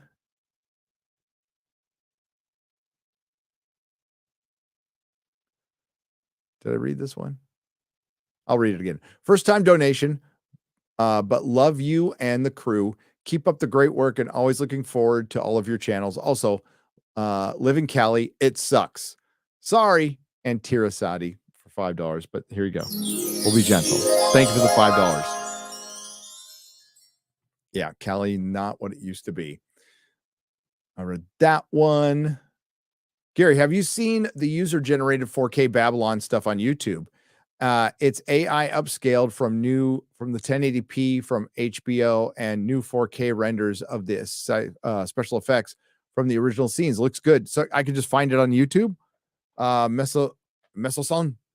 I haven't seen that. I know they're coming out. It's coming out in Blu-ray later in the year, and it's probably just going to look like it does on HBO Max, but don't care. I will check that out. Once they start the upscale stuff, I think that should give us hope for, oh my God. I'm watching Buffy on freaking Prime, and God, there's some things that just look like dog shit. It's like, this is one of the greatest series ever made. You can't fucking, what the fuck's your problem? Ugh. Tony Morrow for $4.99. Hey, Gary, wish you were in Orlando with Melanie and Geeks and Gamers for Park Hopping and Tuesday night's main event. I wish I was there too. I want to go back to Universal. I want to go back to Harry Potter Land. I saw him. It was, but I can't. Not right now. Brother Rudlock for $5. As absolves you of your sin, Californication, go forth to Texas and sin no more. They're passing over us and coming your way now. Anyway, hail. Well, hopefully the Californians can exercise their Californian. Decky 69 for $50. Digging your Gibson bass Explorer model. What have you heard about the B5 remake? The show had a great story. The actors were kind of except for Lando and Jakar. Those guys will be hard to replace. Impossible to replace. The special effects for the time were great and still okay-ish. What do I have another bass? Yes. I have a Rickenbacker. I have a Midnight Blue Rickenbacker, which is not out, and that is an Epiphone guitar. It's just an Epiphone, but it's signed by Jane's Addiction, one of my favorite bands. So it's an Epiphone guitar signed by Jane's Addiction. But that is I forgot what year it's from. It's the 80s. It's American-made Gibson Explorer model from the 80s. When I bought it, I bought it forever ago, right? You open up that case, the guy who played it was a chain smoker, and that you can just tell, that will never leave the case. I've had it for 2 decades. 2 decades. And it still smells like smoke. It's cool. It's kind of cool. Cheers, Decky. Spider Pig 34543 $2 says, where do these go when you are done with them? This will stay. I keep them on Nerdrotic Live. Not all fathers or dads. The best jokes have a kernel of truth in them. You are true, Professor Savage Dad. They all do. How is Stargate SG1 going? There is a nice introduction to the antagonist, Ronnie Cox's character, Senator Robert Kinsey, towards the end of season 1. Trudging through season 1, man. I'm trudging through it. I hear it gets better. Listen, I went back to Buffy. I like Buffy season 1. But it levels up 100% in the first 3 episodes of season 2. It's a completely different show. But hopefully Stargate does that. Love the channel and what you do, Gary. One day, hopefully you will be able. I can't read that word. Tadacious things being awesome again. Hopefully things will be awesome again. I hope so. Jason Marinko. I'm sorry if I misread that. I'm dumb. But thank you for the $9.99. Angie for $10 US. You're going to be the new media. Any who do you see Netflix Depp versus, or did any of you see the Netflix Depp versus Amber? What's your take? My kids been through a lot. One day at a time. Hail, Angie. One day at a time. I have not seen. The only thing I've seen is a bunch of YouTubers got clips put in there, and they're saying they should get paid. I support my fellow content creators, but not blindly. And Tug and Nick Rekieta are in it, and whatever Tug and Nick Rekieta do, I'll back them on that. But I will say, I'm pretty sure they can do it. I'm pretty sure it's transformative enough. It's considered a news clip, and I'm pretty sure about it because it happens all the time. It like happens all the time. But again, you know, like Tug and Nick Ricada, I respect those guys. I like those guys. There's other YouTubers in there I have no respect for at all. Don't care. But you know, should you get paid for your work? If it's a little clip in a documentary that's on Netflix, I don't know. It depends on the individual. If Nick feels like he needs to do something, I'll back him. But I think they can get away with it. Whether it's right or wrong, you know, we use a lot of clips too. So got to remember that.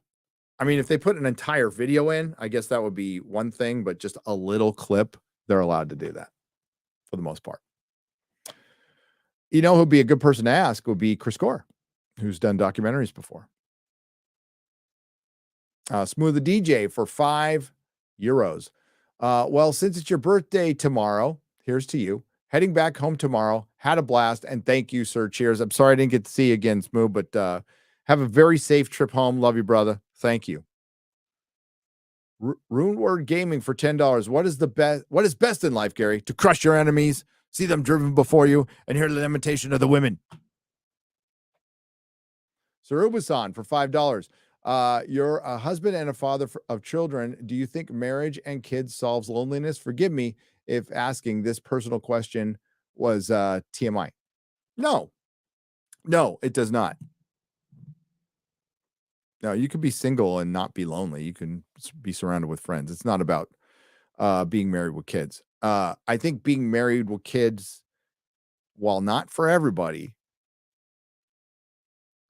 I'll just say this if you're a young man, because I said this as a young man too, especially, you know, as an adopted kid. I was like, I don't want to have kids. It sounds like a lot of responsibility. Plus, at the time, I was living a pretty reckless life, and I'm like, I'd be a fucking terrible father. Probably not a good idea if I had kids. My mind changed later. So I'd never say, like, never write it off. I'm never having kids. I've known Melissa since she was 14. Never struck me as the type who wanted to be a mom. But her answer to, like, when I asked her, I'm like, what made you want to be a mom? Was the best answer I've ever heard. She's like, I like to live life to the fullest. And I didn't think I could do it without kids. Good answer. Again, not for everybody. It's an individual decision. There's no blanket decision that can cure loneliness. All right. That's why there's these manosphere guys. There's no, it's like there ain't no way to get rich quick. There ain't no way to solve anything quick. It's going to take a little work. But if you start implementing the work honestly and authentically to yourself, because we are the best liars to ourselves, you'll start seeing results. And once you see those results, they motivate you. You know, like if you're out there losing weight, that first, 5 pounds, that's fucking huge. You're like, oh, it's actually happening. I can do this,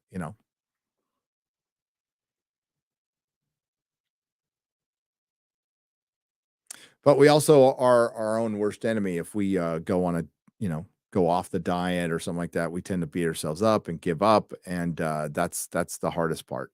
The hardest part is getting up and do it again, which I've done in recovery so fucking much. And honestly, I don't want to do again, but so fucking much. That first day at a meeting, oof. But I'm glad I did it. Gary, did you hear Sony made Ghostbusters Ecto 1 short film in Unreal Engine, which is what's used for video games? Really? Did they? I did not hear this, Darren Murphy. Can I see it somewhere? Thank you for the $4.99. Bellow Triggerfish for $10. As much as I hate to be lonely, I'd hate to be in a dating pool in 2023. Word. The world is crazier by the minute, and so are the ladies. Hail. Yeah. Like when I say loneliness, I'm like friendship. It doesn't necessarily have to be a relationship. You don't have to be in a relationship. Yeah, I can imagine dating right now. What a fucking nightmare. The thing I found out the older I got, because I wasn't like this player. I had decent game, but I didn't have like 10 out of 10 game, right? I was pretty fucking clueless, right? When girls were into me, I just didn't think they were into me or didn't notice or whatever. I was kind of, I was okay at it. I wasn't great. Hit and miss, we'll just say. Later on, I found out, through talking to my wife, like, oh yeah, all these girls were into me. I'm like, what? You're shitting me. And yeah, it is a fact that a lot of girls are just waiting for the guys to approach respectfully, and just never happened because the guys were shy, and yeah, nobody wants, like, I want to go walk into rejection. That sounds fun. Let's do it. Especially at, the teenage years, the formative years. It's fucking, it's soul crushing. When you get older, you're like, fuck it. So the worst they can say is no. But man, the dating, like, now it's fuck. There's so many pitfalls of it. I don't envy you guys, and I wish I had an answer. I would, as Chrissy has this joke in her stand-up, which is great, is like, people as old as me had this app called Meeting in Real Life. I would say go back to that. That's why I'm waiting for the analog generation, where people start going in social clubs, and not just clubbing. Like, clubbing culture is kind of fucking lame, but there's other places to go meet people where people used to gather, and it's not some blazing music in a bar with everybody screaming, and it's just a meat market, Doesn't stop people from 13 stepping at the AA meetings. That's for sure. 13 stepping, by the way, is going to AA to get a date. Happens all the time. Faceless Entertainment for $10. Hello, Gary. Wanted to ask about the stream you made when COVID started. You said that the stream was a substitute for your AA, and I wanted to know if you knew where the stream was. I want to watch it again. It is right here on this channel, and I would just search AA. It's on this channel. It is here. It is here. I did a couple. I did an AA one, and then I did one talking about captivity, saying, y'all are about to get locked down for a long time. Just be prepared to go crazy. You're going to go crazy. It happens to everybody. BK Blair 197 says, hey, Gary, at 52, I go back to school and will get into the welding trade. Hell yeah. My father was a welder and made a good living to provide for us. I remember you saying in the past shows, learn a trade. You never get too old to learn. Hell yeah. Thank you for the $20. Learn a marketable skill and do creative stuff on the side for fun, because you need to have that marketable skill. I wasn't kidding when I said when I moved here, one of the first things I did was like, what dealerships are near me? Okay. Boom, boom, boom, boom, boom. If anything goes to shit, I know where to look for a job. Apologies. Wasn't trying to promote EFAP. Oh, Sammy Scott. I was just kidding. I don't care. I do not. You can promote. I don't care. This is a big world. It's a big YouTube, and people, like, even when we gave X-Ray Girl hell, I was just kidding. I don't care if people stream over me. I don't. I never have. I was just kidding, Scott. Thank you, though, for the $2 Australian. Alan Fernandez, it's online how you people watch them. I expect. Okay. Thank you, Alan. Cheers, Alan. Early 2000s had some great sci-fi movies. Moon, Ex Machina, Surrogates. Yeah, it really did. Thomas Pickett for $5. Absolutely did. Joel Slesser. Seltzer. Thank you for the $2.99 Australian. The Australians are in the house because it's daytime over there. Raging Rhino. What's up, you motherfucker? Hey, Gary, are you ready for Ahsoka? I am so ready for Star Wars to be saved, Rhino. It's going to be totally saved. LOL. It's going to be great seeing all the retcons they have in store for us. LOL. Keep up the great work, dude. Cheers. Try not to die, Raging Rhino. I want you to keep your composure. I want you to, what is it? Is it breathe in through the nose and breathe out through the mouth? Something like that. You can tell I don't fucking meditate. I want you to breathe in, breathe out, count to 10, And fuck Disney Star Wars. Fuck them. Fuck them. Every hole. Fuck them. Every fucking hole. Happy boomer birthday. Thank you, Realistic Delinquent, for $2.79. Go subscribe to Raging Rhino. Good dude. Real Star Wars fan. Does it mean you know how to drift, Gary? Hail. Fantastic Mr. Hawk's drift? Like, you mean Tokyo drift? You mean, no, actually, I don't know how to drift. I worked with a guy at O'Reilly Auto Parts for like a minute when I really needed a job. And then eventually I got him a job at Chrysler, and he was a drifter. He was fucking good. That guy, that little white boy could drift. He was fucking good. He's probably still doing it. Odinson 99M for $5. What's up with the Juggernaut in the background? That is a beautiful thing, right? I got to look at it in the screen. Hang on. I'm looking at the so that's right behind Vincent D'Onofrio Kingpin, and that is George Lucas flipping you all off. He's like, I got my money, motherfucker. That Juggernaut is an alternate to the Deadpool 2 knockoff 1/6 scale Juggernaut. So that is classic X-Men Juggernaut, one of my favorite characters from one of my favorite comic book runs anywhere. Nothing Can Stop the Juggernaut with Madam Web, Amazing Spider-Man. Bob Layton finishes John Romita Jr. It's just fucking, it's great. Yeah, it's awesome. Got a Colossus. I don't know if you can see Colossus. There he is. From Deadpool 2. And there we got a Mystique. When I bought it, I thought it was going to be the Rebecca Romaine one, and it was the Jennifer Lawrence. That's actually an action figure, the first action star ever of all time. But it looks pretty X-Men. Mystique's one of my favorite characters in the X-Men. Then of course that's the official Sideshow classic Cyclops. There, I'm touching where his dick would be. Speaking of that, I should actually. I know I can't show it on FNT. I did get a Gollum. You know, I'll put the picture on Twitter. Fuck it. I don't care if I get in trouble on Twitter. They gave him a dick. They gave Gollum a dick. Fucking what? Realistic Delinquent. Got that one. Got that one. Got that one. Wayward Noodle. Got that one. Raging Rhino. I'm so happy you're streaming. I don't get to see as much of you anymore because I'm at work when you stream these days. Love your work, dude. Hail. Love you too, Raging Rhino. Bless your heart, man. Rewatching Close Encounters. Think the government has let Spielberg in on Aliens. God, that's such a good movie. Alan J. Hynek is in it. Billy Badass for $5. Thank you, Corina R. Corina. Hey, Gary, I've been wanting to ask you if you've ever considered Comics Explained on FNT to just talk comic stories over the last 10 years. I don't think he'd ever come on FNT. I don't think we're his speed. I think Real BBC would be a better show.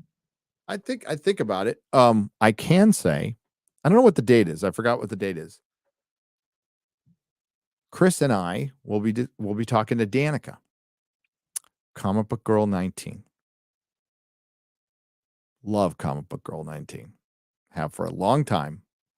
On a nooner within the next month. So look forward to that.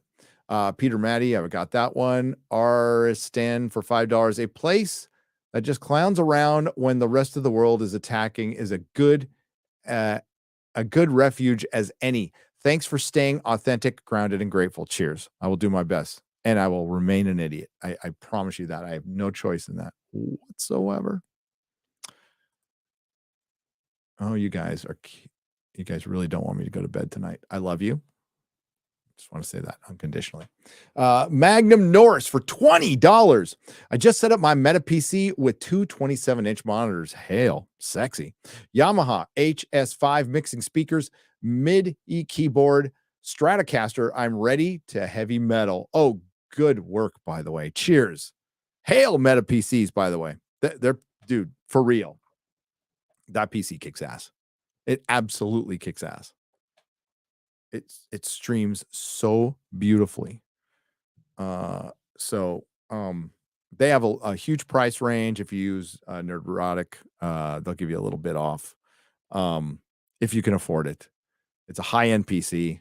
They do great work, and they're fucking cool. That's so you're supporting people who don't hate you, who actively don't give a shit what side of the aisle you are on, what kind of joke you make, and they support channels like me and Geeks and Gamers and Ryan and Jeremy from The Quartering and so many others. Their support does mean a lot, and I appreciate them. I appreciate them. And just to be clear, like, they gave me a fucking computer. That was enough. That was enough. I was like, wow. But I was talking to Jeremy about this. Like, I just like Geek Grind and Meta PC. I like the guys and gals who run them. It's not like I'm making a mint, nor would I ask for a ton from them. I don't get a ton, and I don't need a ton, and I don't want a ton from them. I really am grateful that they are supporting other places and stuff. That's my main thing. What is your favorite comic book of all time? Hail to you. Oh, Mac Vaccine. My single favorite now.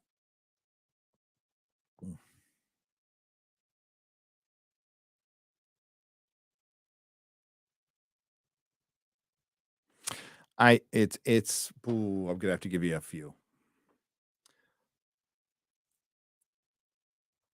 So it could be the first one I got, Marvel Team Up number 42. It could be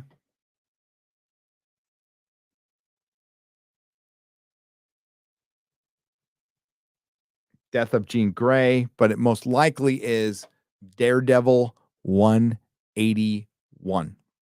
If we're talking about a floppy in the middle of a series, if we're not talking about some special event or some graphic novel, we're talking about just a comic book, one that like punched me in the fucking gut when I was 12 years old, Daredevil 181. Elektra getting fucking stabbed by Bullseye on the cover. It's a double-sized issue. It's written and drawn by Frank Miller. Klaus Jensen is doing the inks. It's a beautiful comic. A character dies, and Daredevil goes after Bullseye. And Bullseye is like a complete badass. Like a stupid villain called Bullseye, they turn into like an all-time classic Joker-esque, Green Goblin-esque villain with him taking his playing card and just flicking it, slitting a guy's throat. That's like, and killing somebody with a paperclip. It's like, oh, see, that's fucking cool. So still Daredevil 181 blew my 12-year-old mind.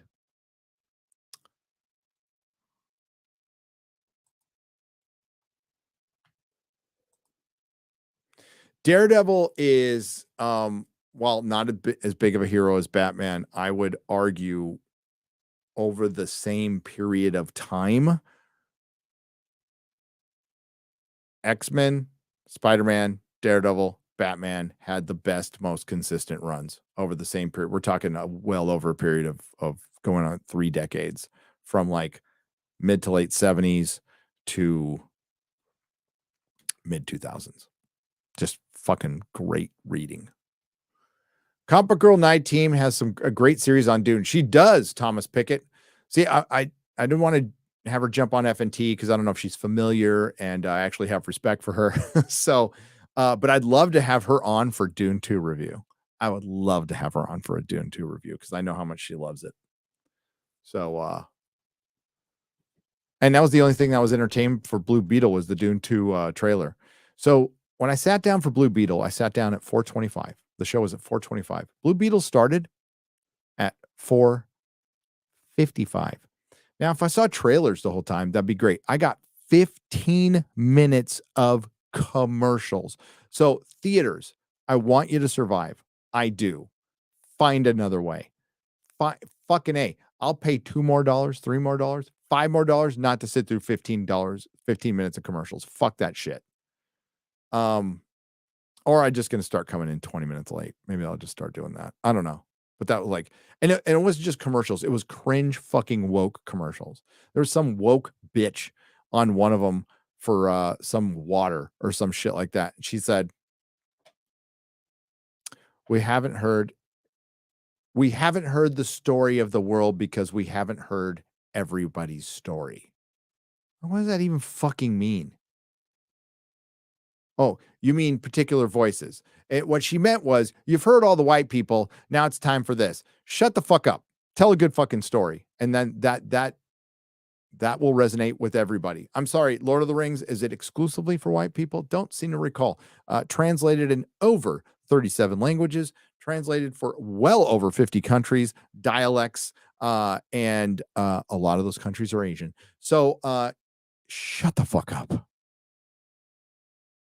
Those fucking woke ass dumb fucking commercials. That, like, nothing is more woke than fucking commercials. Thank God I miss most of them. Marketing departments run by 25-year-old woke white woman who got a college degree, a ride from daddy or whatever, and just regurgitate what their stupid, power-hungry fucking professor told them and bring it into the marketing world, and it's shitting on our culture. That's all it's doing, is shitting on our culture. Yeah. Gary, it is late. Stop playing with your dolls. They're not dolls, Eric. They're action figures. Damn you, Eric. Action figures. Yes, they look a lot like dolls. They have cloth clothes. I do comb their hair once in a while. They're action figures, okay?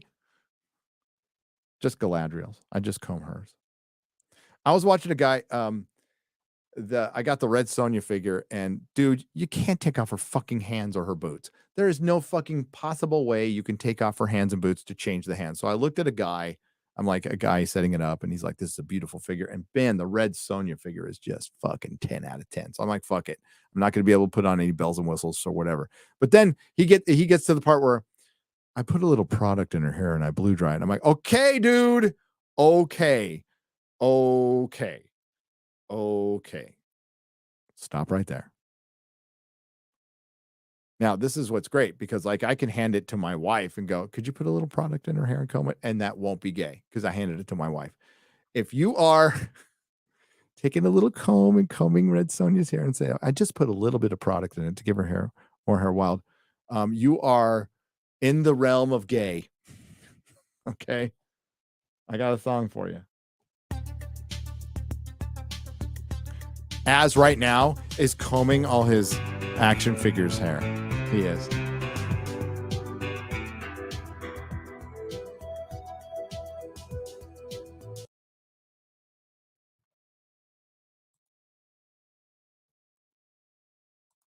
Red Sonja 1/6 scale is pretty fucking dope, though.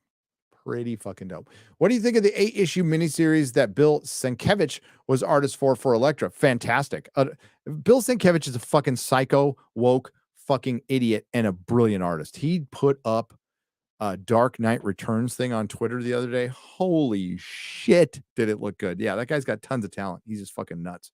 But his Moon Knight was the shit. And his Elektra series was amazing. Fucking amazing. Hey, Gary, can you recommend any Batman comic books that display Batman's detective skills? That display Batman's detective skills.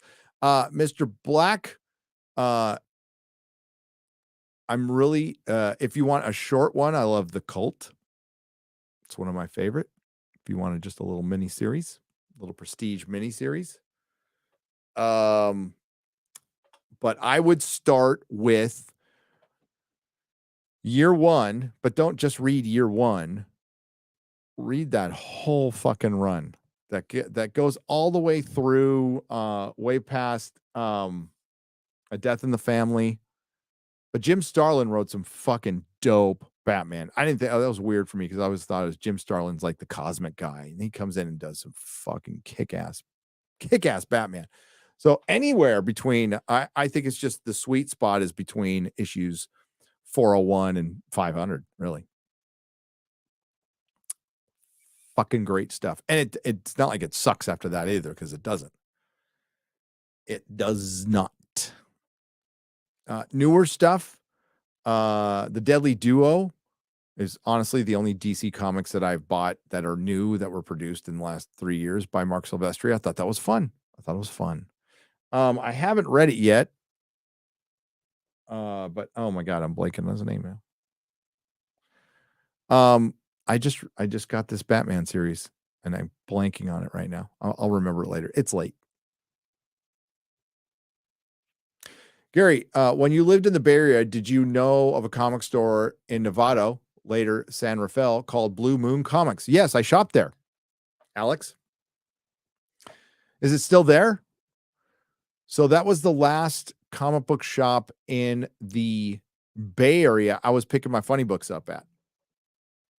So I would go there because I worked at in San Rafael. The Tesla dealership used to be kind of down the road from that. It's moved to Corte Madera, which is strange. You want to hear a quick story? So I worked at the service center for Tesla in San Rafael, which was not San Rafael is a sweet, nice little town. It's a nice little California town filled with a bunch of wacky, woke, idiot white people, but it's a nice town. Blue Moon Comics was a nice comic shop. It was close. That was the last place I was getting funny books. The service department for Tesla moved to Corte Madera in the old Chrysler Jeep dealership I worked at before I worked at Tesla. So they took over the building I used to work in. It's kind of weird.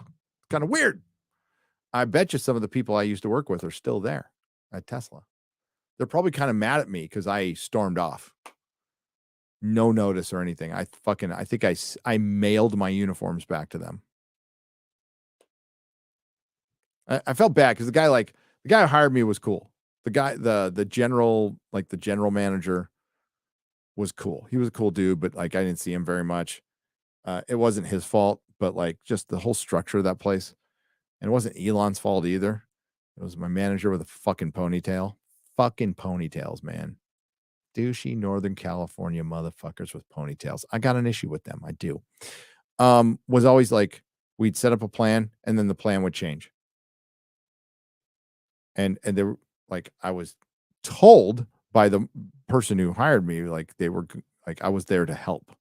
I was there to help them make a more auto-friendly structure to parts instead of tech-friendly, because they were very they thought Elon thought he could run an auto service place and an auto company like a tech company, and you can't.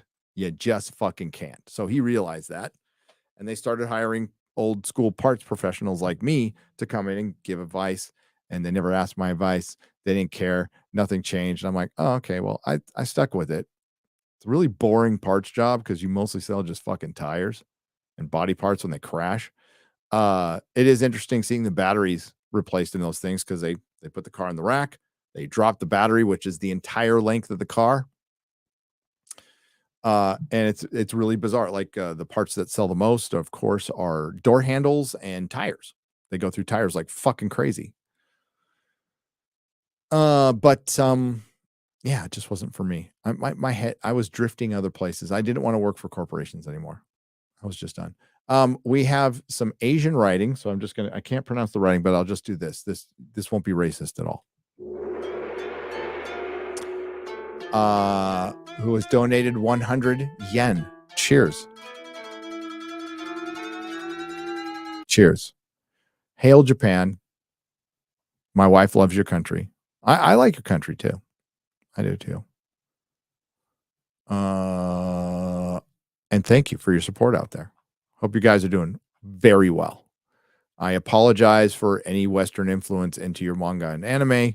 I apologize for the woke, mainly white women from our country who are trying to fuck up your art form. And I appreciate and respect you standing tall, preserving it, and telling them to fuck off.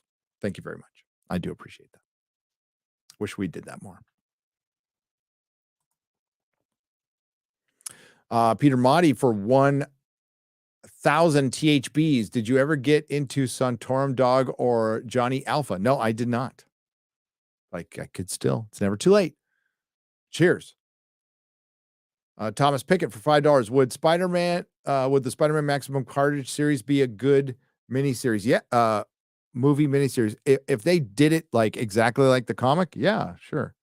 That's a fun comic, man. I love that. Garrett just got the whole series, and it reminded me of when that's one of the first complete series I bought when I got out of prison. When I got out of prison, I'll never forget the comics I bought. They were like nothing comics. I got I had a few bucks, so I bought me a Spawn #1.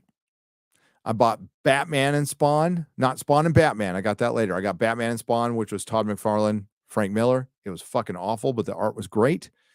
And I got for $20 the complete run of Maximum Carnage. Just read them over and over again. Then I bought Marvels shortly after that. And I'm like, it was heaven. I was in heaven. I bought them at Thrill Books. If anybody lived in SoCal and Encinitas back in the 90s, you remember it was Tom, right? Tom, who owned Thrill Books.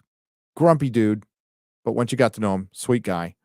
Thrill Books in Encinitas, great shop. Great shop. That's where I bought Watchmen. That's where I bought Dark Knight Returns. Gary, when you lived, I read that one. What's a way to get more exposure for my channel besides that love? Your channel's such an inspiration. Hail the Fellowship. Can't wait for FNT. Ace Shin Gami, if I got that right. Hail to you. Grind. The first 4 years of my channel, no exposure. Occasionally I had a video hitting the algorithm. Like when The Expanse got canceled. That was the first time I hit 1,000 views. I think it was like live reviewing Westworld. Then I did some Ash versus Evil Dead. First quote unquote video that I actually did live that hit like 60,000 sub was The Expanse getting canceled. It's 30 or 60. And then a Doctor Who video later hit 60 for me. That was fucking huge. That was back in 2018. So I'd had the channel for 4 years already. Barely had 1,000 subs. Then it shot up to 30, but it was grinding. It was doing that shit every day and not really having the highest of expectations. Like being pretty much grateful for whatever happened. As long as it was growing, it was fine. Right? As long as it was growing, it was fine. But yeah, grind and you'll get better. You'll get better thumbnails, better titles, better content. Not saying it's bad now, but just that's what I did. There's no quick answer to it though. A shout out helps, but you got to keep them there. And once in a while, it depends on who shouts you out, too. Depends on who shouts you out. All right, I'm out of here. Got to go. Got to end this one. Went 2 hours. That's good. 1,700 people watching this late. That's fantastic. Thank you all. Thank you all. Ty Bat been watching for a long time and time to pay up. Thanks for the content. About $120 in real money, says Peter Mati. Thank you. So it's a Thai bot. It's a Thai bot. Hail Thailand. Hail Thailand. Cheers. That's a lot. Thank you. Jesus Davilia, thank you for the 199 super sticker. All right. It's 3 a.m. Gary, please let me sleep. Nope, we're going another hour. No, just kidding. Sarcastic Swede. Bye, everyone. Love you guys. I'll see you on Friday Night Tights. Good show tomorrow. We're going to talk about the Blue Beetle. We're going to talk about the Hollywood strike. And probably Rachel Zegler. And we've got Mahler, and our special guest is Disparu is back. So finally, some British representation on Friday Night Tights. I mean, Shad kind of passes for it, but finally some British representation on Friday Night Tights with Mahler and Disparu. It'll be fun. Love it when those guys are on. So back at the normal time, probably be a little late, probably go a little long. And Mahler has something to announce. Mahler has something to announce. So look forward to that. Disbrew is great. I love Disbrew. That's a good kid right there. He's going to do great things on this YouTube stuff. Tons of fun. So Eric K, thank you. Modrotics, thank you. Everyone who left a super chat and donation, thank you. Thanks for hanging out with me tonight. If you just spent time in the chat, if you're a lurker out there, I don't think the lurkers enough. I should. Hi, lurkers. I love you too. Thanks for spending your valuable time with me. And the lads and lasses in chat, we do appreciate you. Yes, it is. Sam's the best, says Alex Belfour. So I will see you in about 14 hours. Did I get that math right? 14 hours. Love my lurkers. That's right. You know how much I love my lurkers?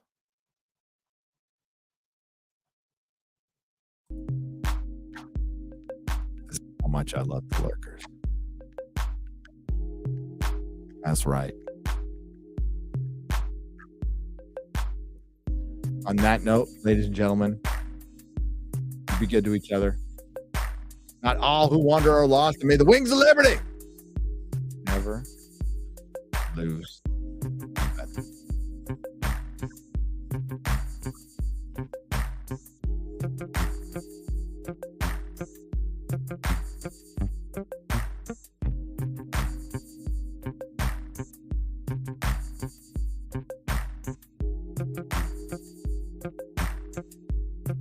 Woke,